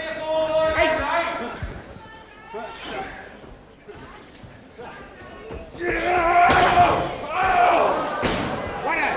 2, 3, 4, 5, 6. Oh, missed it completely, and Steele comes in with a beautiful double arm. Oh, so neat. Oh, he really caught him then. Just 50 seconds into the following round, the equalizing fall to Steele, and beautifully handled. In 50 seconds of round 5, we have the equalizing fall goes to the blue corner, Steele. So neat.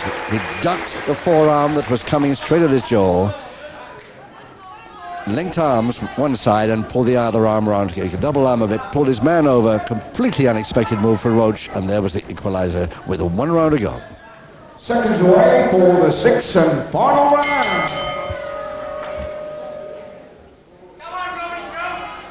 Roach not quite sure whether to shake hands or not. Yes, good. Don't know why he's suspicious of Steele. Steele's never committed a foul of any kind in his life, as far as I know.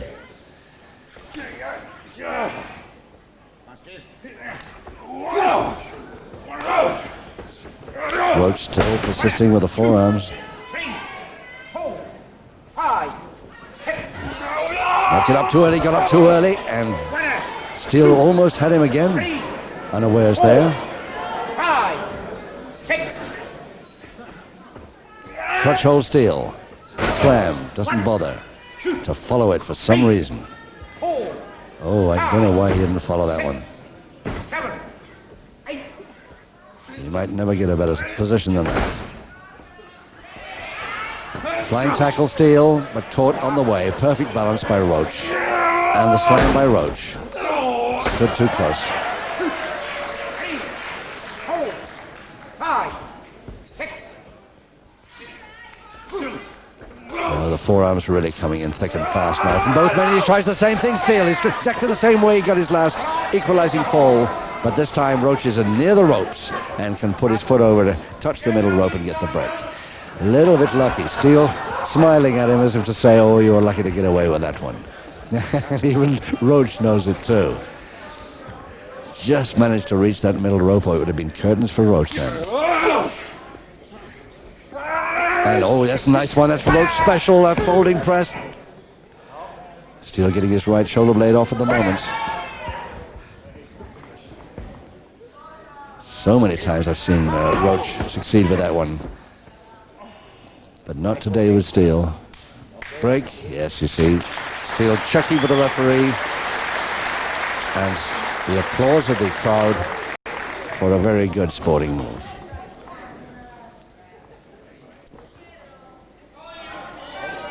Roach still not happy about that left arm of his at all. 1, 2, 3.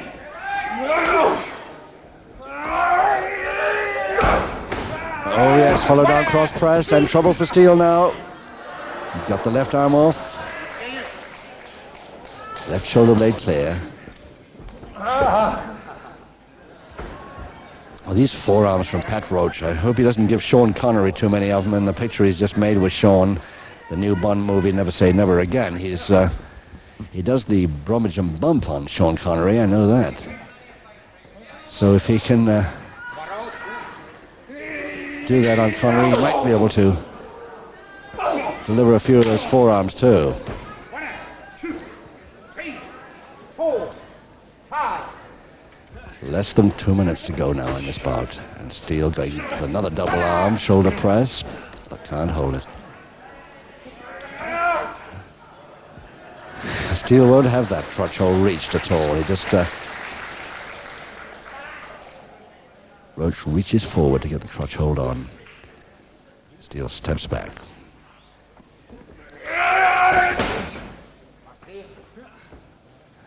Well, that surely was not intentional. Roach did not intend to use man facing that way. That's more Roach. Special suplex, arm suplex of his.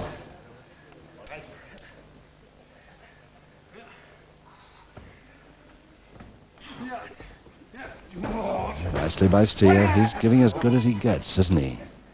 Really good effort here.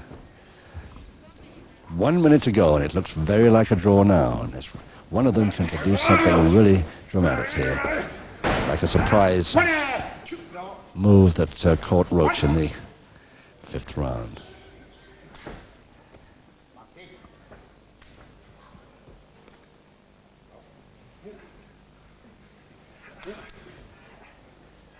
Crowd really quiet, but watching intently, see whether there's going to be a result here. 30 seconds to go. And the body check by Roach. 2, 3, 4, 5. You've got to admire a man like Steele to stay with Roach for this long. Very, very good effort indeed. Still 1-4 each. Looks very like a draw with just 12 seconds to go. In fact, Steele might even produce one of his specials. No, too late now. It's got to be a draw. Crotch hold slam to Steele, but he's got to follow down very quick. No, the bell got in his way. And if Steele was going to hold that, he certainly didn't have time to make it. The bell interrupted him. So a 1-4 each draw and a beautifully fought draw there. Very tough wrestling match indeed.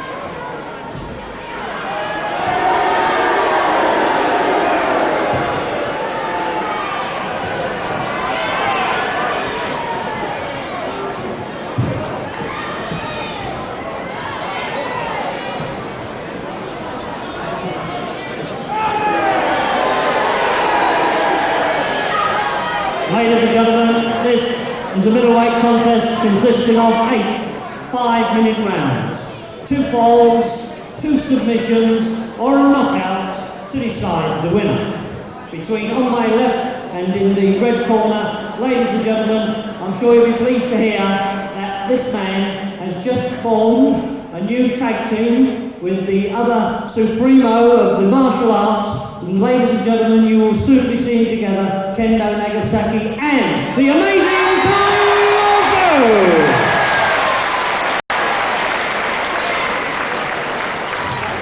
In the balance on my right and in the blue corner, the European middleweight champion from New Cross, McManus. And ladies and gentlemen, your referee for this contest, Peter Zakash.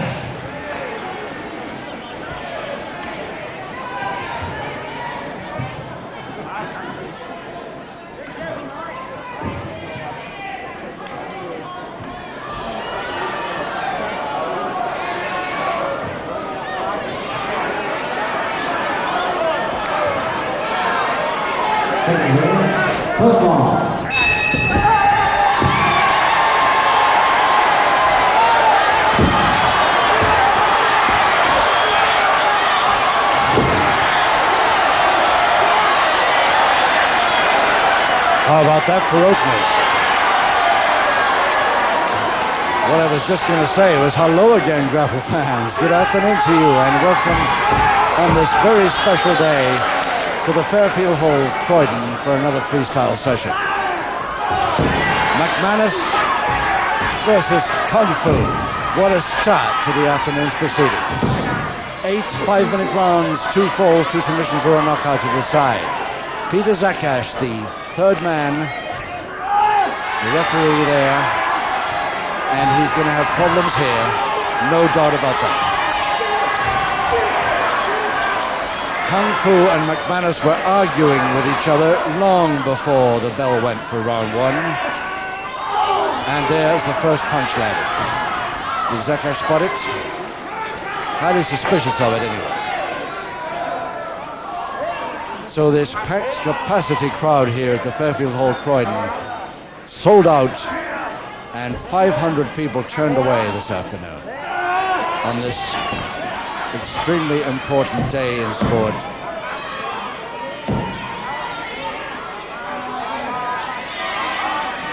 As always on Cup Final Day, we give you a tremendous wrestling bill, because later on this afternoon you'll be able to watch the Cup Final itself, of course.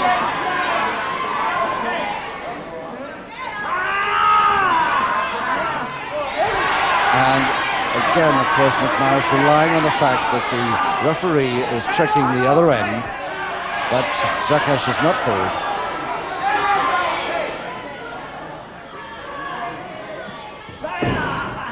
Full Nelson, half Nelson, switched the left arm down at the last second and wished he hadn't.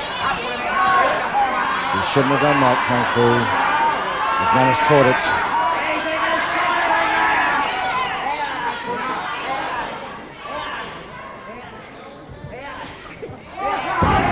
Oh yes, that's a perfect balance of Kung Fu. If you remember, McManus was the one who unmasked Kung Fu when he used to wear a mask in the ring. So I'm sure a lot of the grapple fans all over the country are very glad that Kung Fu doesn't wear a mask now. He's a very good-looking boy from Belfast, Northern Ireland.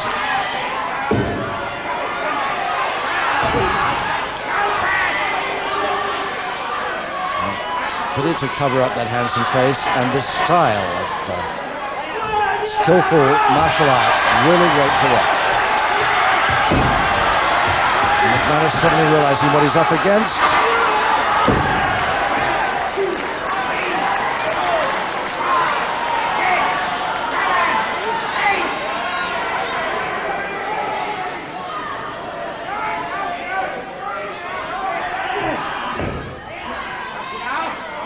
McManus held that well. Gotta hand it to him. He held that nice arm lever right against the joint there, and with his use of his right leg, he's still got it.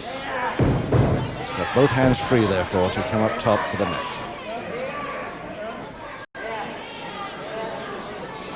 Bit of a loose headlock, though.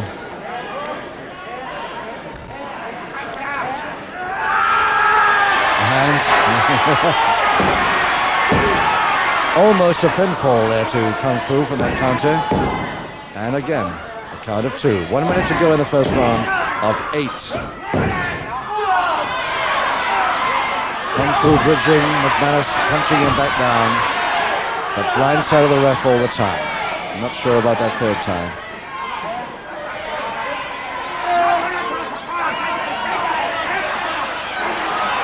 The right knee right across, as you see there, and even there, last minute couldn't resist it. Public warning. McManus receives a public warning. So the public warning, the first one for McManus in this bout so far, is coming as early as round 1. Even McManus doesn't usually start his tricks that early. Just 10 seconds to go.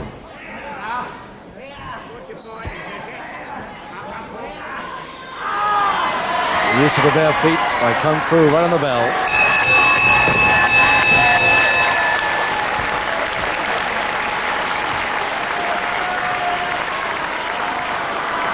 And of course McManus complaining about something the back of his mouth there with the teeth. His ears usually worry him, but this time it's the teeth.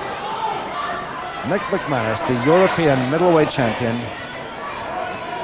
and he's going to have some trouble here today. Round 2. Looks as though he can hardly wait to go, but Kung Fu is going to be a match for him, that's for sure. And that punch a bit low and straight to the stomach as he came in. And surely his man was down before that attack started. And he certainly was then. One public warning against McManus already. The second one on its way if he continues that.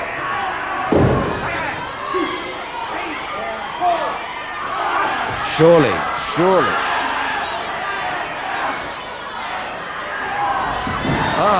Yes, he gets the second there. As early as Ronson. McManus has received the second and final public warning. Final public warning, being the operative word, final.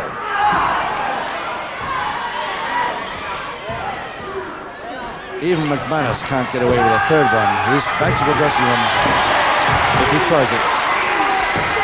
Oh yes, Kung Fu can look after the situation, I think.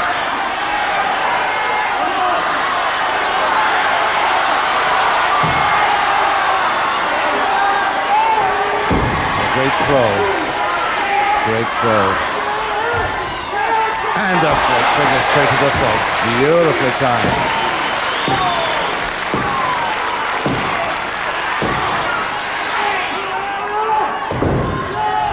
And over the top, yes, a typical and a pinfall like that, yes.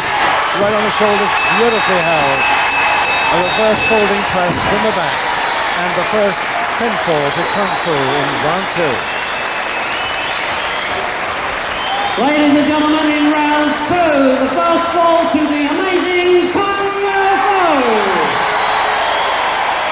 And it took him just 1 minute, 25 seconds to get that first fall into round 2. But there are 6 rounds to go. McManus hasn't even started to lay on the close-in jab yet. I bet he does now. He'll have to. He's got 2 public warnings against him and 1 fall against him. Very dangerous situation. Round 3 coming up. Round 3. Oh, the crowd would just love to see Kung Fu do this one. And Kung Fu himself's ambition to get his own back on McManus, the man who unmasked him in the first place. And I believe it was at this Fairfield Hall, Croydon, where he did it.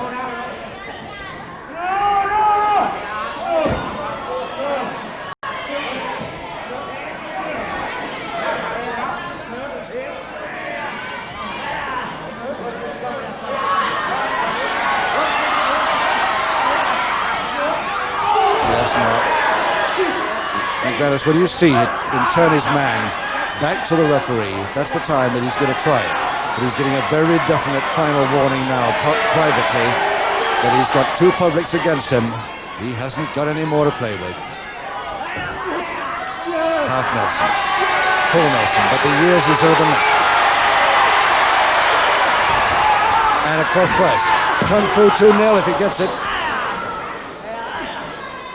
Holy. Fairfield Hall would have erupted if 1 more second there. Still a chance. No, Kung Fu gives up. 3 times he had a count of 2 on that pinfall, and that would have been a 2-0 win for him if he'd made it.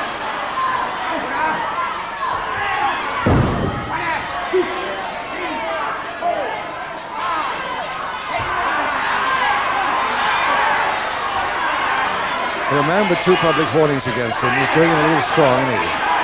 Taking a few risks, I would say. Peter Zakas, the ref, obviously doesn't want to spoil the bout from everybody's point of view, but he could very easily send him back to the dressing room if he tries that too much. And a baseless spine drop.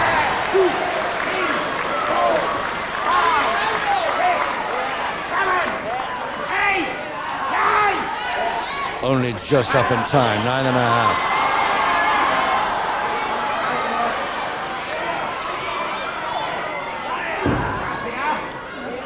So the base bar, near arm lever, McManus. This is where his wrestling skill comes in, if he can just keep to it.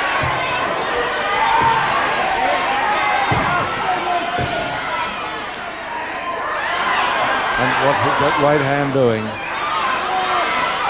It's all right when the ref's there, but what does it do when he's not? There, reaching for the mouth, and the finger's surely inside the mouth there. But quite illegal. Now, of course, he's taking them out as the ref came around in the position. And it's Kung Fu doing the same thing to him. 2 minutes to go in the third.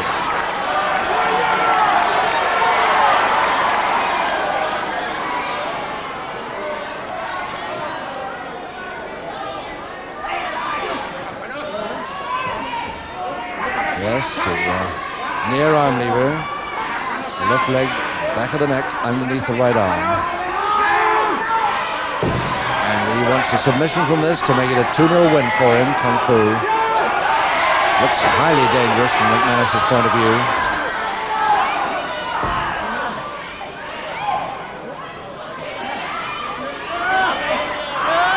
And arm lever against the joint over the shoulder with a punch in the back that we saw, but the ref couldn't.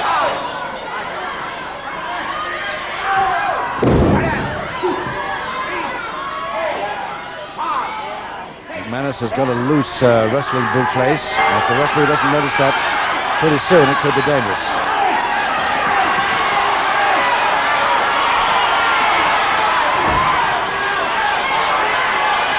And again, we're getting a last very definite warning.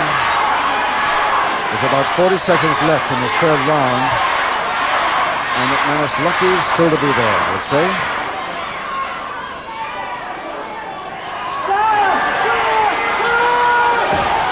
Oh yeah, the feet right up into the face. Now, where did that hit? 6, 7, 8. And a woman at ringside there interfering with the wrestling. Whoop, seems very trick, darling. Went over one of the wires, I think.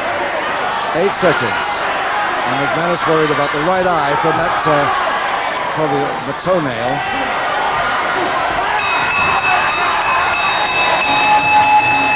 And now you can see why the referee inspects the toenails of a barefoot wrestler and, of course, the fingernails of every wrestler before a bout.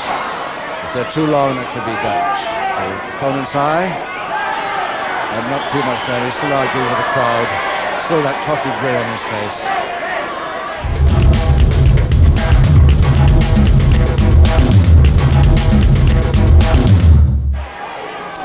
Five rounds to go. Still McManus trailing. Round 4. Kung Fu. McManus has finally found out that his bootlace is loose.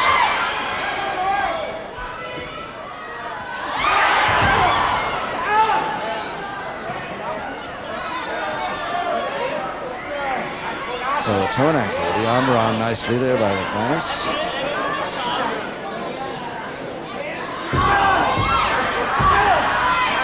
Perfectly legal, he's got his man there. But now he's let go, so from now on it's not legal to attack. Until he's up.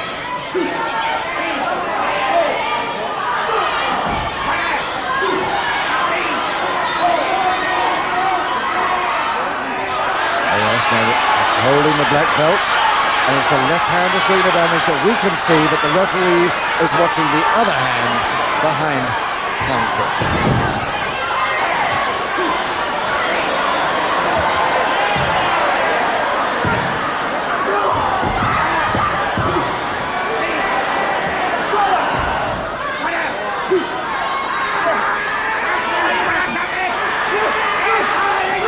It looks like a submission. Using the gong, using the jacket there to hold on. I don't really know what he's doing, but they don't seem to be able to stop him. Ladies and gentlemen, in round 4. Kendo Nagasaki, believe it or not.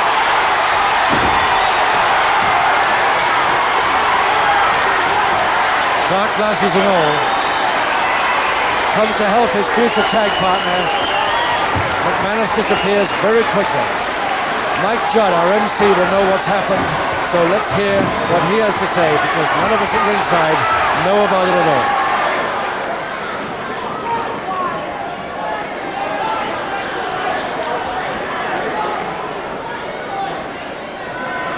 Future tag team, those two, Nagasaki and Kung Fu. The martial arts experts. Should be an interesting tag team, those two. And I hope Mike Judd has found out what's happened from the ref, because none of us here at ringside know at all.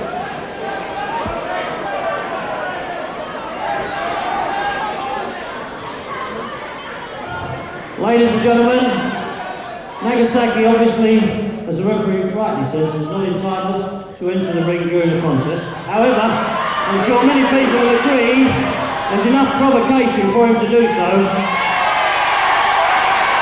Ladies and gentlemen, he also feels that although it may be said that he should in fact disqualify Kung Fu because of what happened, however, ladies and gentlemen, the referee says that it obviously was no fault of Kung Fu. Now, ladies and gentlemen, Mick McManus, to be fair to him, can hardly be expected to come back and face two men. Now, George, the referee has decided to leave the contest open. He's not decided, he's not prepared. So we finally found out it's a no contest ending in the start of round 4. On his own back, he's not prepared to disqualify Kung Fu. Ladies and gentlemen, Nagasaki has offered to go and get Mick McManus.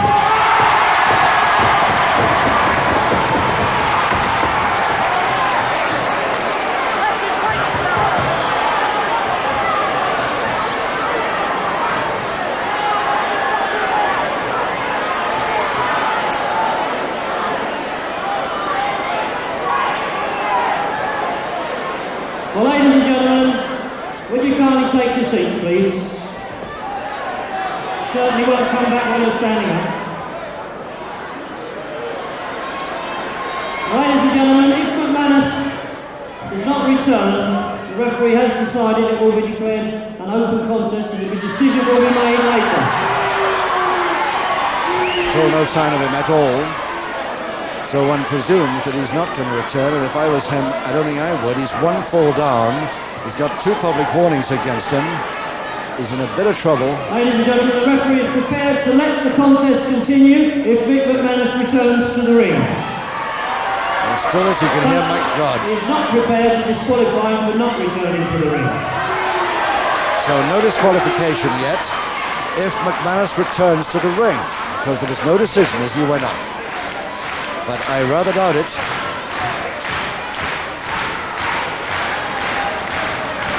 Somebody's coming back from the dressing room. I think it's George. George, Kendo Nagasaki's manager, climbing in there.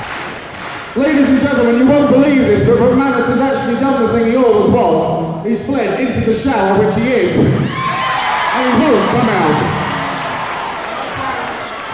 Ladies and gentlemen, now Mick McManus is not coming back. The verdict is left open. The referee is not prepared to make a decision. Ladies and gentlemen, I'm sure everyone here feels very sorry for Kung Fu, and I'm sure they give him a fantastic round of applause. Kung Fu.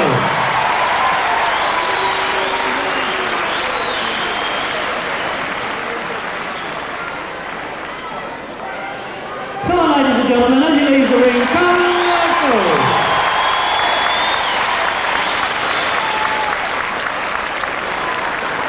Ladies and gentlemen, this is a heavyweight contest over 40 minutes. 8 5-minute rounds, 2 falls, 2 submissions or a knockout to decide the winner.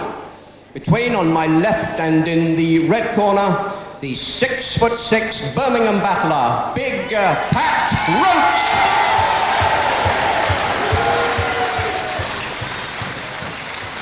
His opponent this evening, ladies and gentlemen, our very worthy British heavyweight champion, Tony St. Clair. So the first of our main bouts of the afternoon's program, the heavyweight champion of Great Britain, Tony St. Clair on the left there. There he is, good-looking boy from originally from Redruth, Cornwall, now of course residing in Manchester. 15 stone 3, and his opponent, Pat Roach, the giant from Birmingham, 6'5". 19 stone 12. So Tony Sinclair has got a problem on here over the next 8 rounds with 2 falls to decide.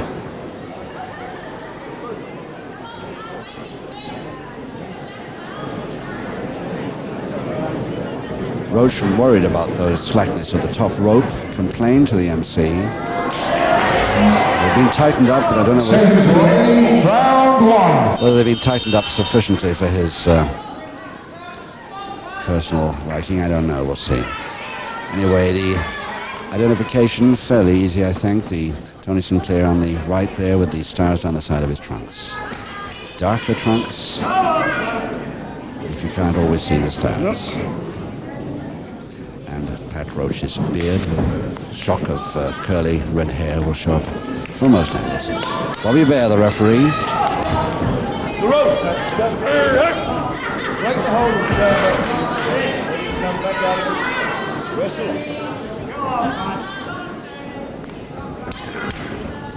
Roach, one of the men, of course, who wants a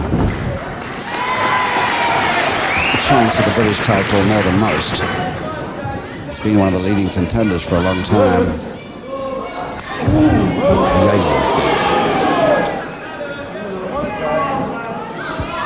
Tony Sinclair deceptive. He may be lighted by a good deal of his opponents. And a nice counter by Roach and applause from the crowd. Very good.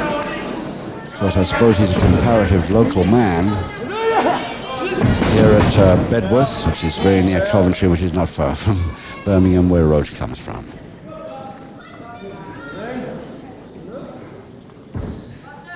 But what I like to hear is applause for a good move, whoever it is executed by. And a release, yes, more applause for Roach. This is great. I've often worried about why he gets so many boos. I can never quite understand it. He doesn't seem to fall so much as people think he does. But maybe this afternoon we'll see what it's like with an audience that's with him. And the crowd's certainly with him here, this packed crowd here at the Civic Hall Bedworth. Very much with him at the moment.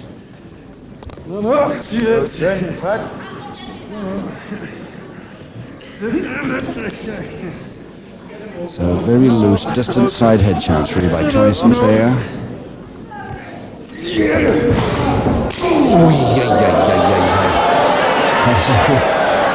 Well, that was quite a powerful meeting.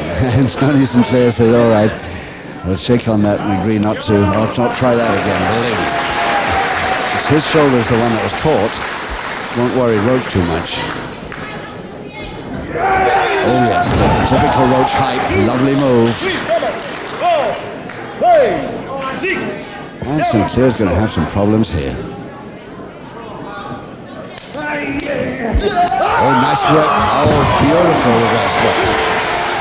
So Sinclair can look after himself too, despite the fact he's giving away so much weight. A couple of minutes to go, round one of eight 5-minute rounds, 2 falls to decide this. Both smiling now because they realize that there are a couple of moves that they're going to avoid in the future against each other. The counters were a bit good in both cases. So a grapevine now from Tony Sinclair's right leg over Roach's left. The arm, believe it or not, he wanted it at all. In fact, Roach might get the advantage from that reaching for left. Had to release the grapevine. Has had to release the grapevine. Directly he did, Roach had the advantage. Yes, you cannot throw a man over the top rope intentionally, which is what Peter Kaye, Tally Ho Kaye, was disqualified for in the first bout this afternoon. But you can place him outside in order to get a break. Just under a minute left now in this first round.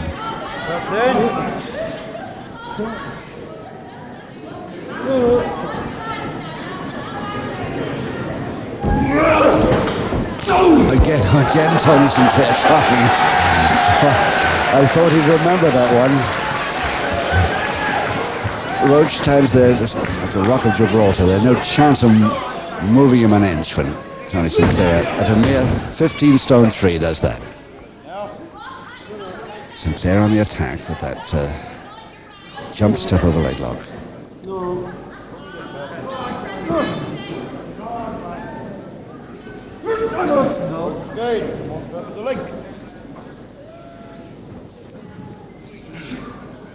Toe and ankle to Sinclair. Almost on the bell. Okay!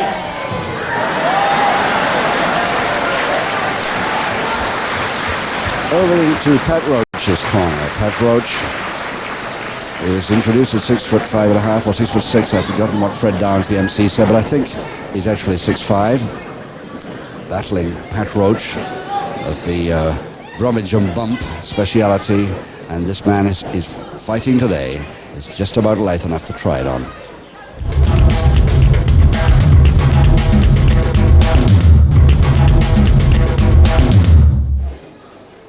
Seconds away, round 2. Round 2, no score. Pat Roach is back to us, facing us, I beg your pardon, with Tony Sinclair as opponent, and the stars on the side of Tony Sinclair's trunks should help identify if we can't see the heads clearly. Oh yes, that typical Roach arm suplex, which he gets so many successful positions in a move with.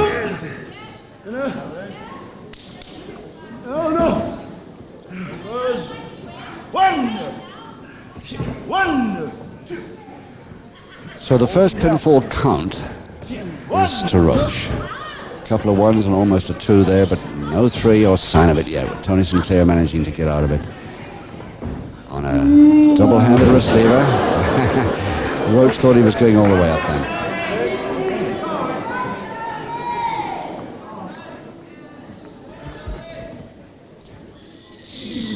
He made it that time, and a lovely high whip. Sinclair facing surprise as that came. Really went a height that time. Nicely caught the arm lever, beautifully on the way down. Went to a sitting position, catching the arm lock of the way. Backhammer now. You see that double wrist lock now. The Roach has got on Tony Sinclair's backhammer. Really locking off that backhammer. Sinclair will have to think of something very clever here. Yes, that's it. He went one way, Roach thought he was continuing, and he suddenly switched to go to the other. Lovely move. Full Nelson Roach, switching to the side head chancery. Sinclair seems to be able to take anything. Side headlock, that's why he's British champion. As again the try it again. But it's I think that's call that square again. Yes, it's not really.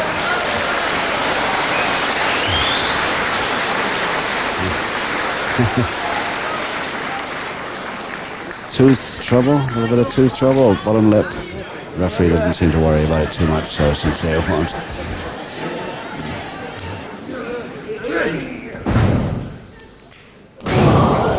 Yeah, Sinclair good at that, came straight down in the mouth. So now we're even on the lips too, says Sinclair. It's one each. Even referee Bobby Bear had a grin then as he realized exactly why Tony Sinclair had done that one. Side headlock. Side head chancery. Couple of minutes to go, round 2. No.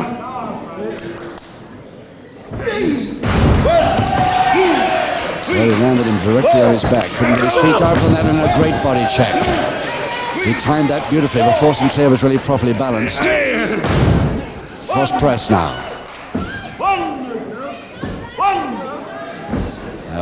Only one. 3 times, but only count of 1.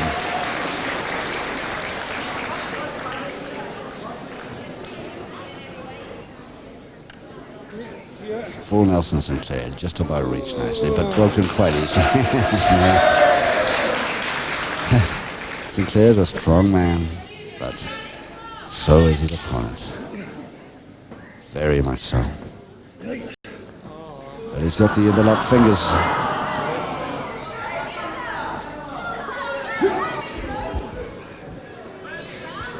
A little less than a minute now.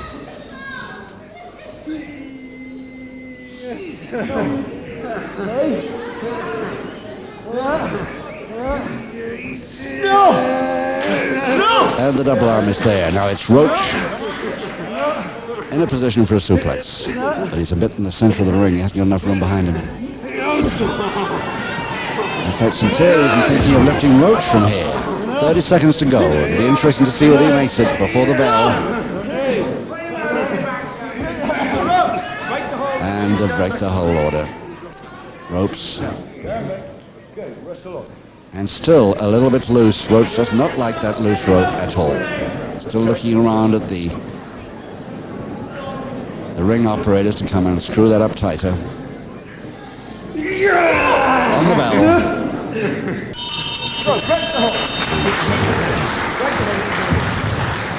Just as Roach gets that double finger interlock and his man almost down on the canvas.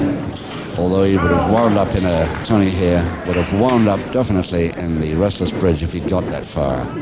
Tony Sinclair, the man who played for Manchester United youth team one time, but an ankle injury forced him to give up soccer at the time, but it seems to be not worrying him too much these days. Seconds away, round 3. Round 3, 6 to go. No score. Sinclair, the champion of Great Britain at heavyweight, versus Pat Roach, the giant from Birmingham. A man who, great judo expert, black belt first dan, has won 3 middle and heavyweight titles and 1 national. Former heavyweight boxer as well, amateur. Oh, a vicious posting. Now, that really was a posting. Tony Sinclair better move pretty fast because Roach might have him now. Another body check follow-up. Sinclair really took a vicious posting there. Now Roach sees his chance. Trying another. Yeah, that wasn't quite so bad as the first one, but it was still bad, especially as he's working now. Drop and a knee drop. Got the knee underneath his back as he fell, and it's Roach going over. But it's Sinclair that walked into that forearm uppercut. And a flying tackle, but it's just so turned. Sinclair was on top of it, and it's got it. Just 1 minute 10 seconds into round 3, and it's Tony Sinclair that gets the fall with a cross press. A surprise after that start by Roach. And Roach himself cannot believe it. Ladies and gentlemen, in the 3rd round, the first fall in favour, the British champion, Tony Sinclair. Sinclair, who's leading by 1-4-0, though his position doesn't look as though he is in a leading position at the moment. Oh, that's all right. He's just having a bit of a breather, I think. But my gosh, he took a couple of postings then, and sportingly goes over, shakes hands, and Roach agrees to shake on it. So, round 4 coming up with 5 to go. Seconds away, round 4.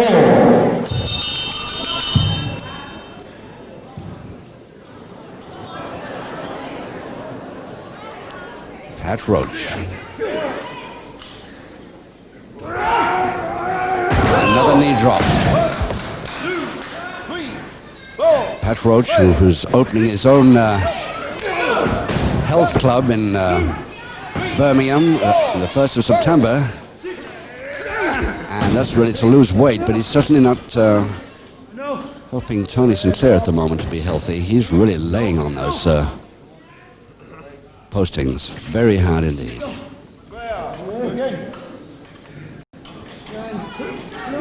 Roach's personal trainer,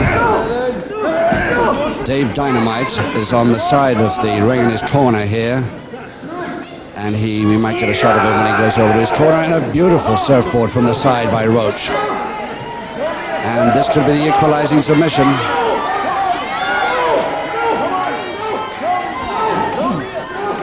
He got that on superbly. Figure 4 leg lock, which he's still holding, but not quite. And it's a cross press chance for Sinclair, and gets a counter 2. But this time thrown off. He hadn't got it on right. More body checks. Roach keeping to the strong stuff now.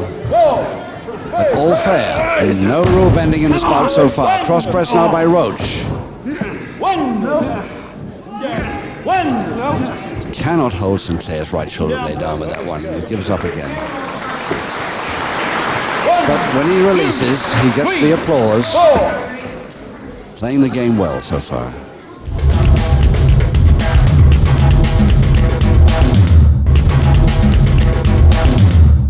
Very, very good sporting bout this up to now.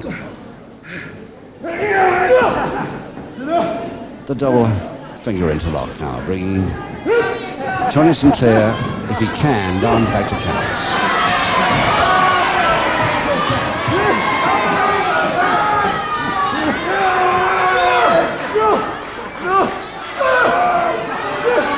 Still Tony Sinclair getting his feet underneath him to push himself up.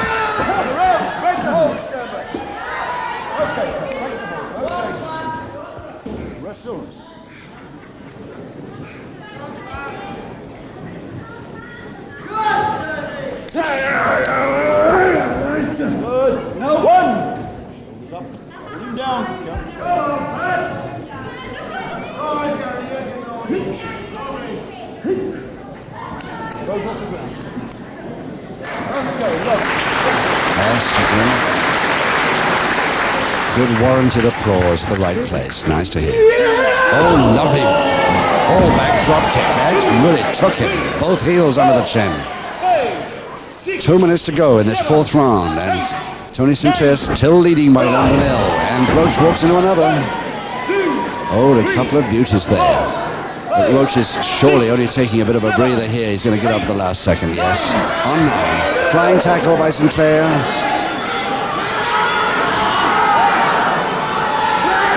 And the slam. Again, he's too near the feet. Oh, Sinclair a bit too late with that one. Oh, surely. No. Bobby Bear, the referee, won't allow that. Attempted cross price from a distance after the move had finished.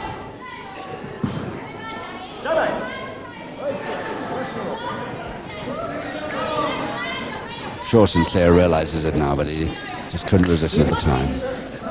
It's a full Japanese triangle hold.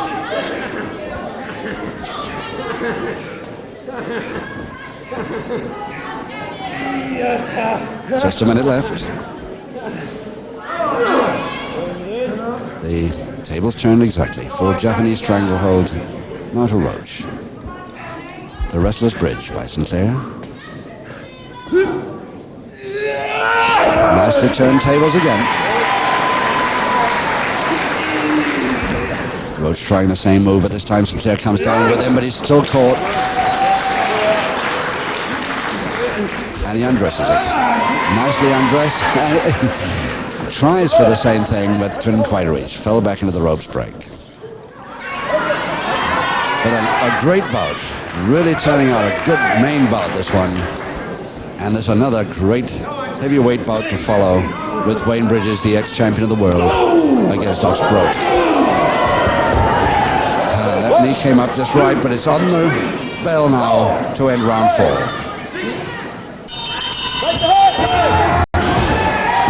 And as Roach takes a pretty vicious posting in the far corner on the left there, just as the bell goes. It's Dave Dynamite, his trainer, that comes all the way over, along with the referee and Tony Sinclair, to his personal trainer. There he is, the Roach coach, he calls himself. Very, very fit-looking man. Seconds away, round 5. Giving a little advice to Pat Roach in his corner there as we start round 5. 2 very fit men indeed, and 2 men who are partners in this Pat Roach Health Club starting up in September. Both extremely powerful men indeed, and of course know a tremendous amount about the fitness business from every point of view. 4 to go, halfway through the bout, and still, incredibly enough, Tony Sinclair still leading by 1 full the net. He got over the top of that one.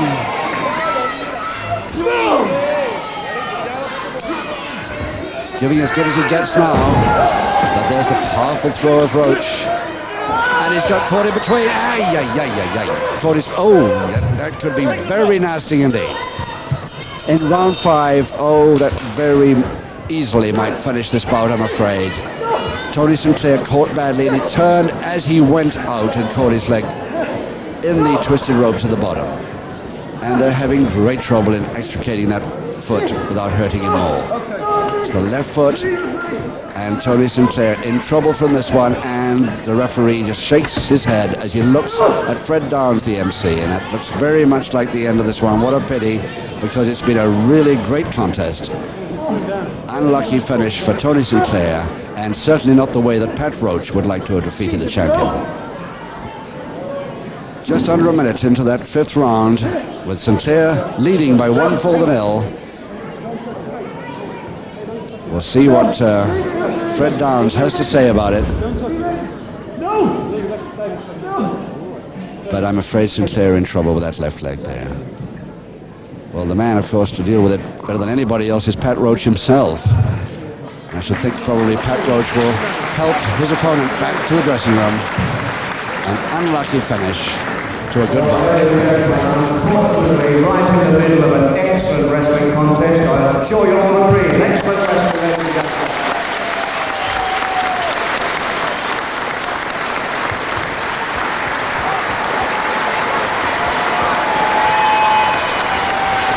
Dave Dynamite, the Roach coach, carrying Tony Sinclair as if he was a babe in arms back to the dressing room.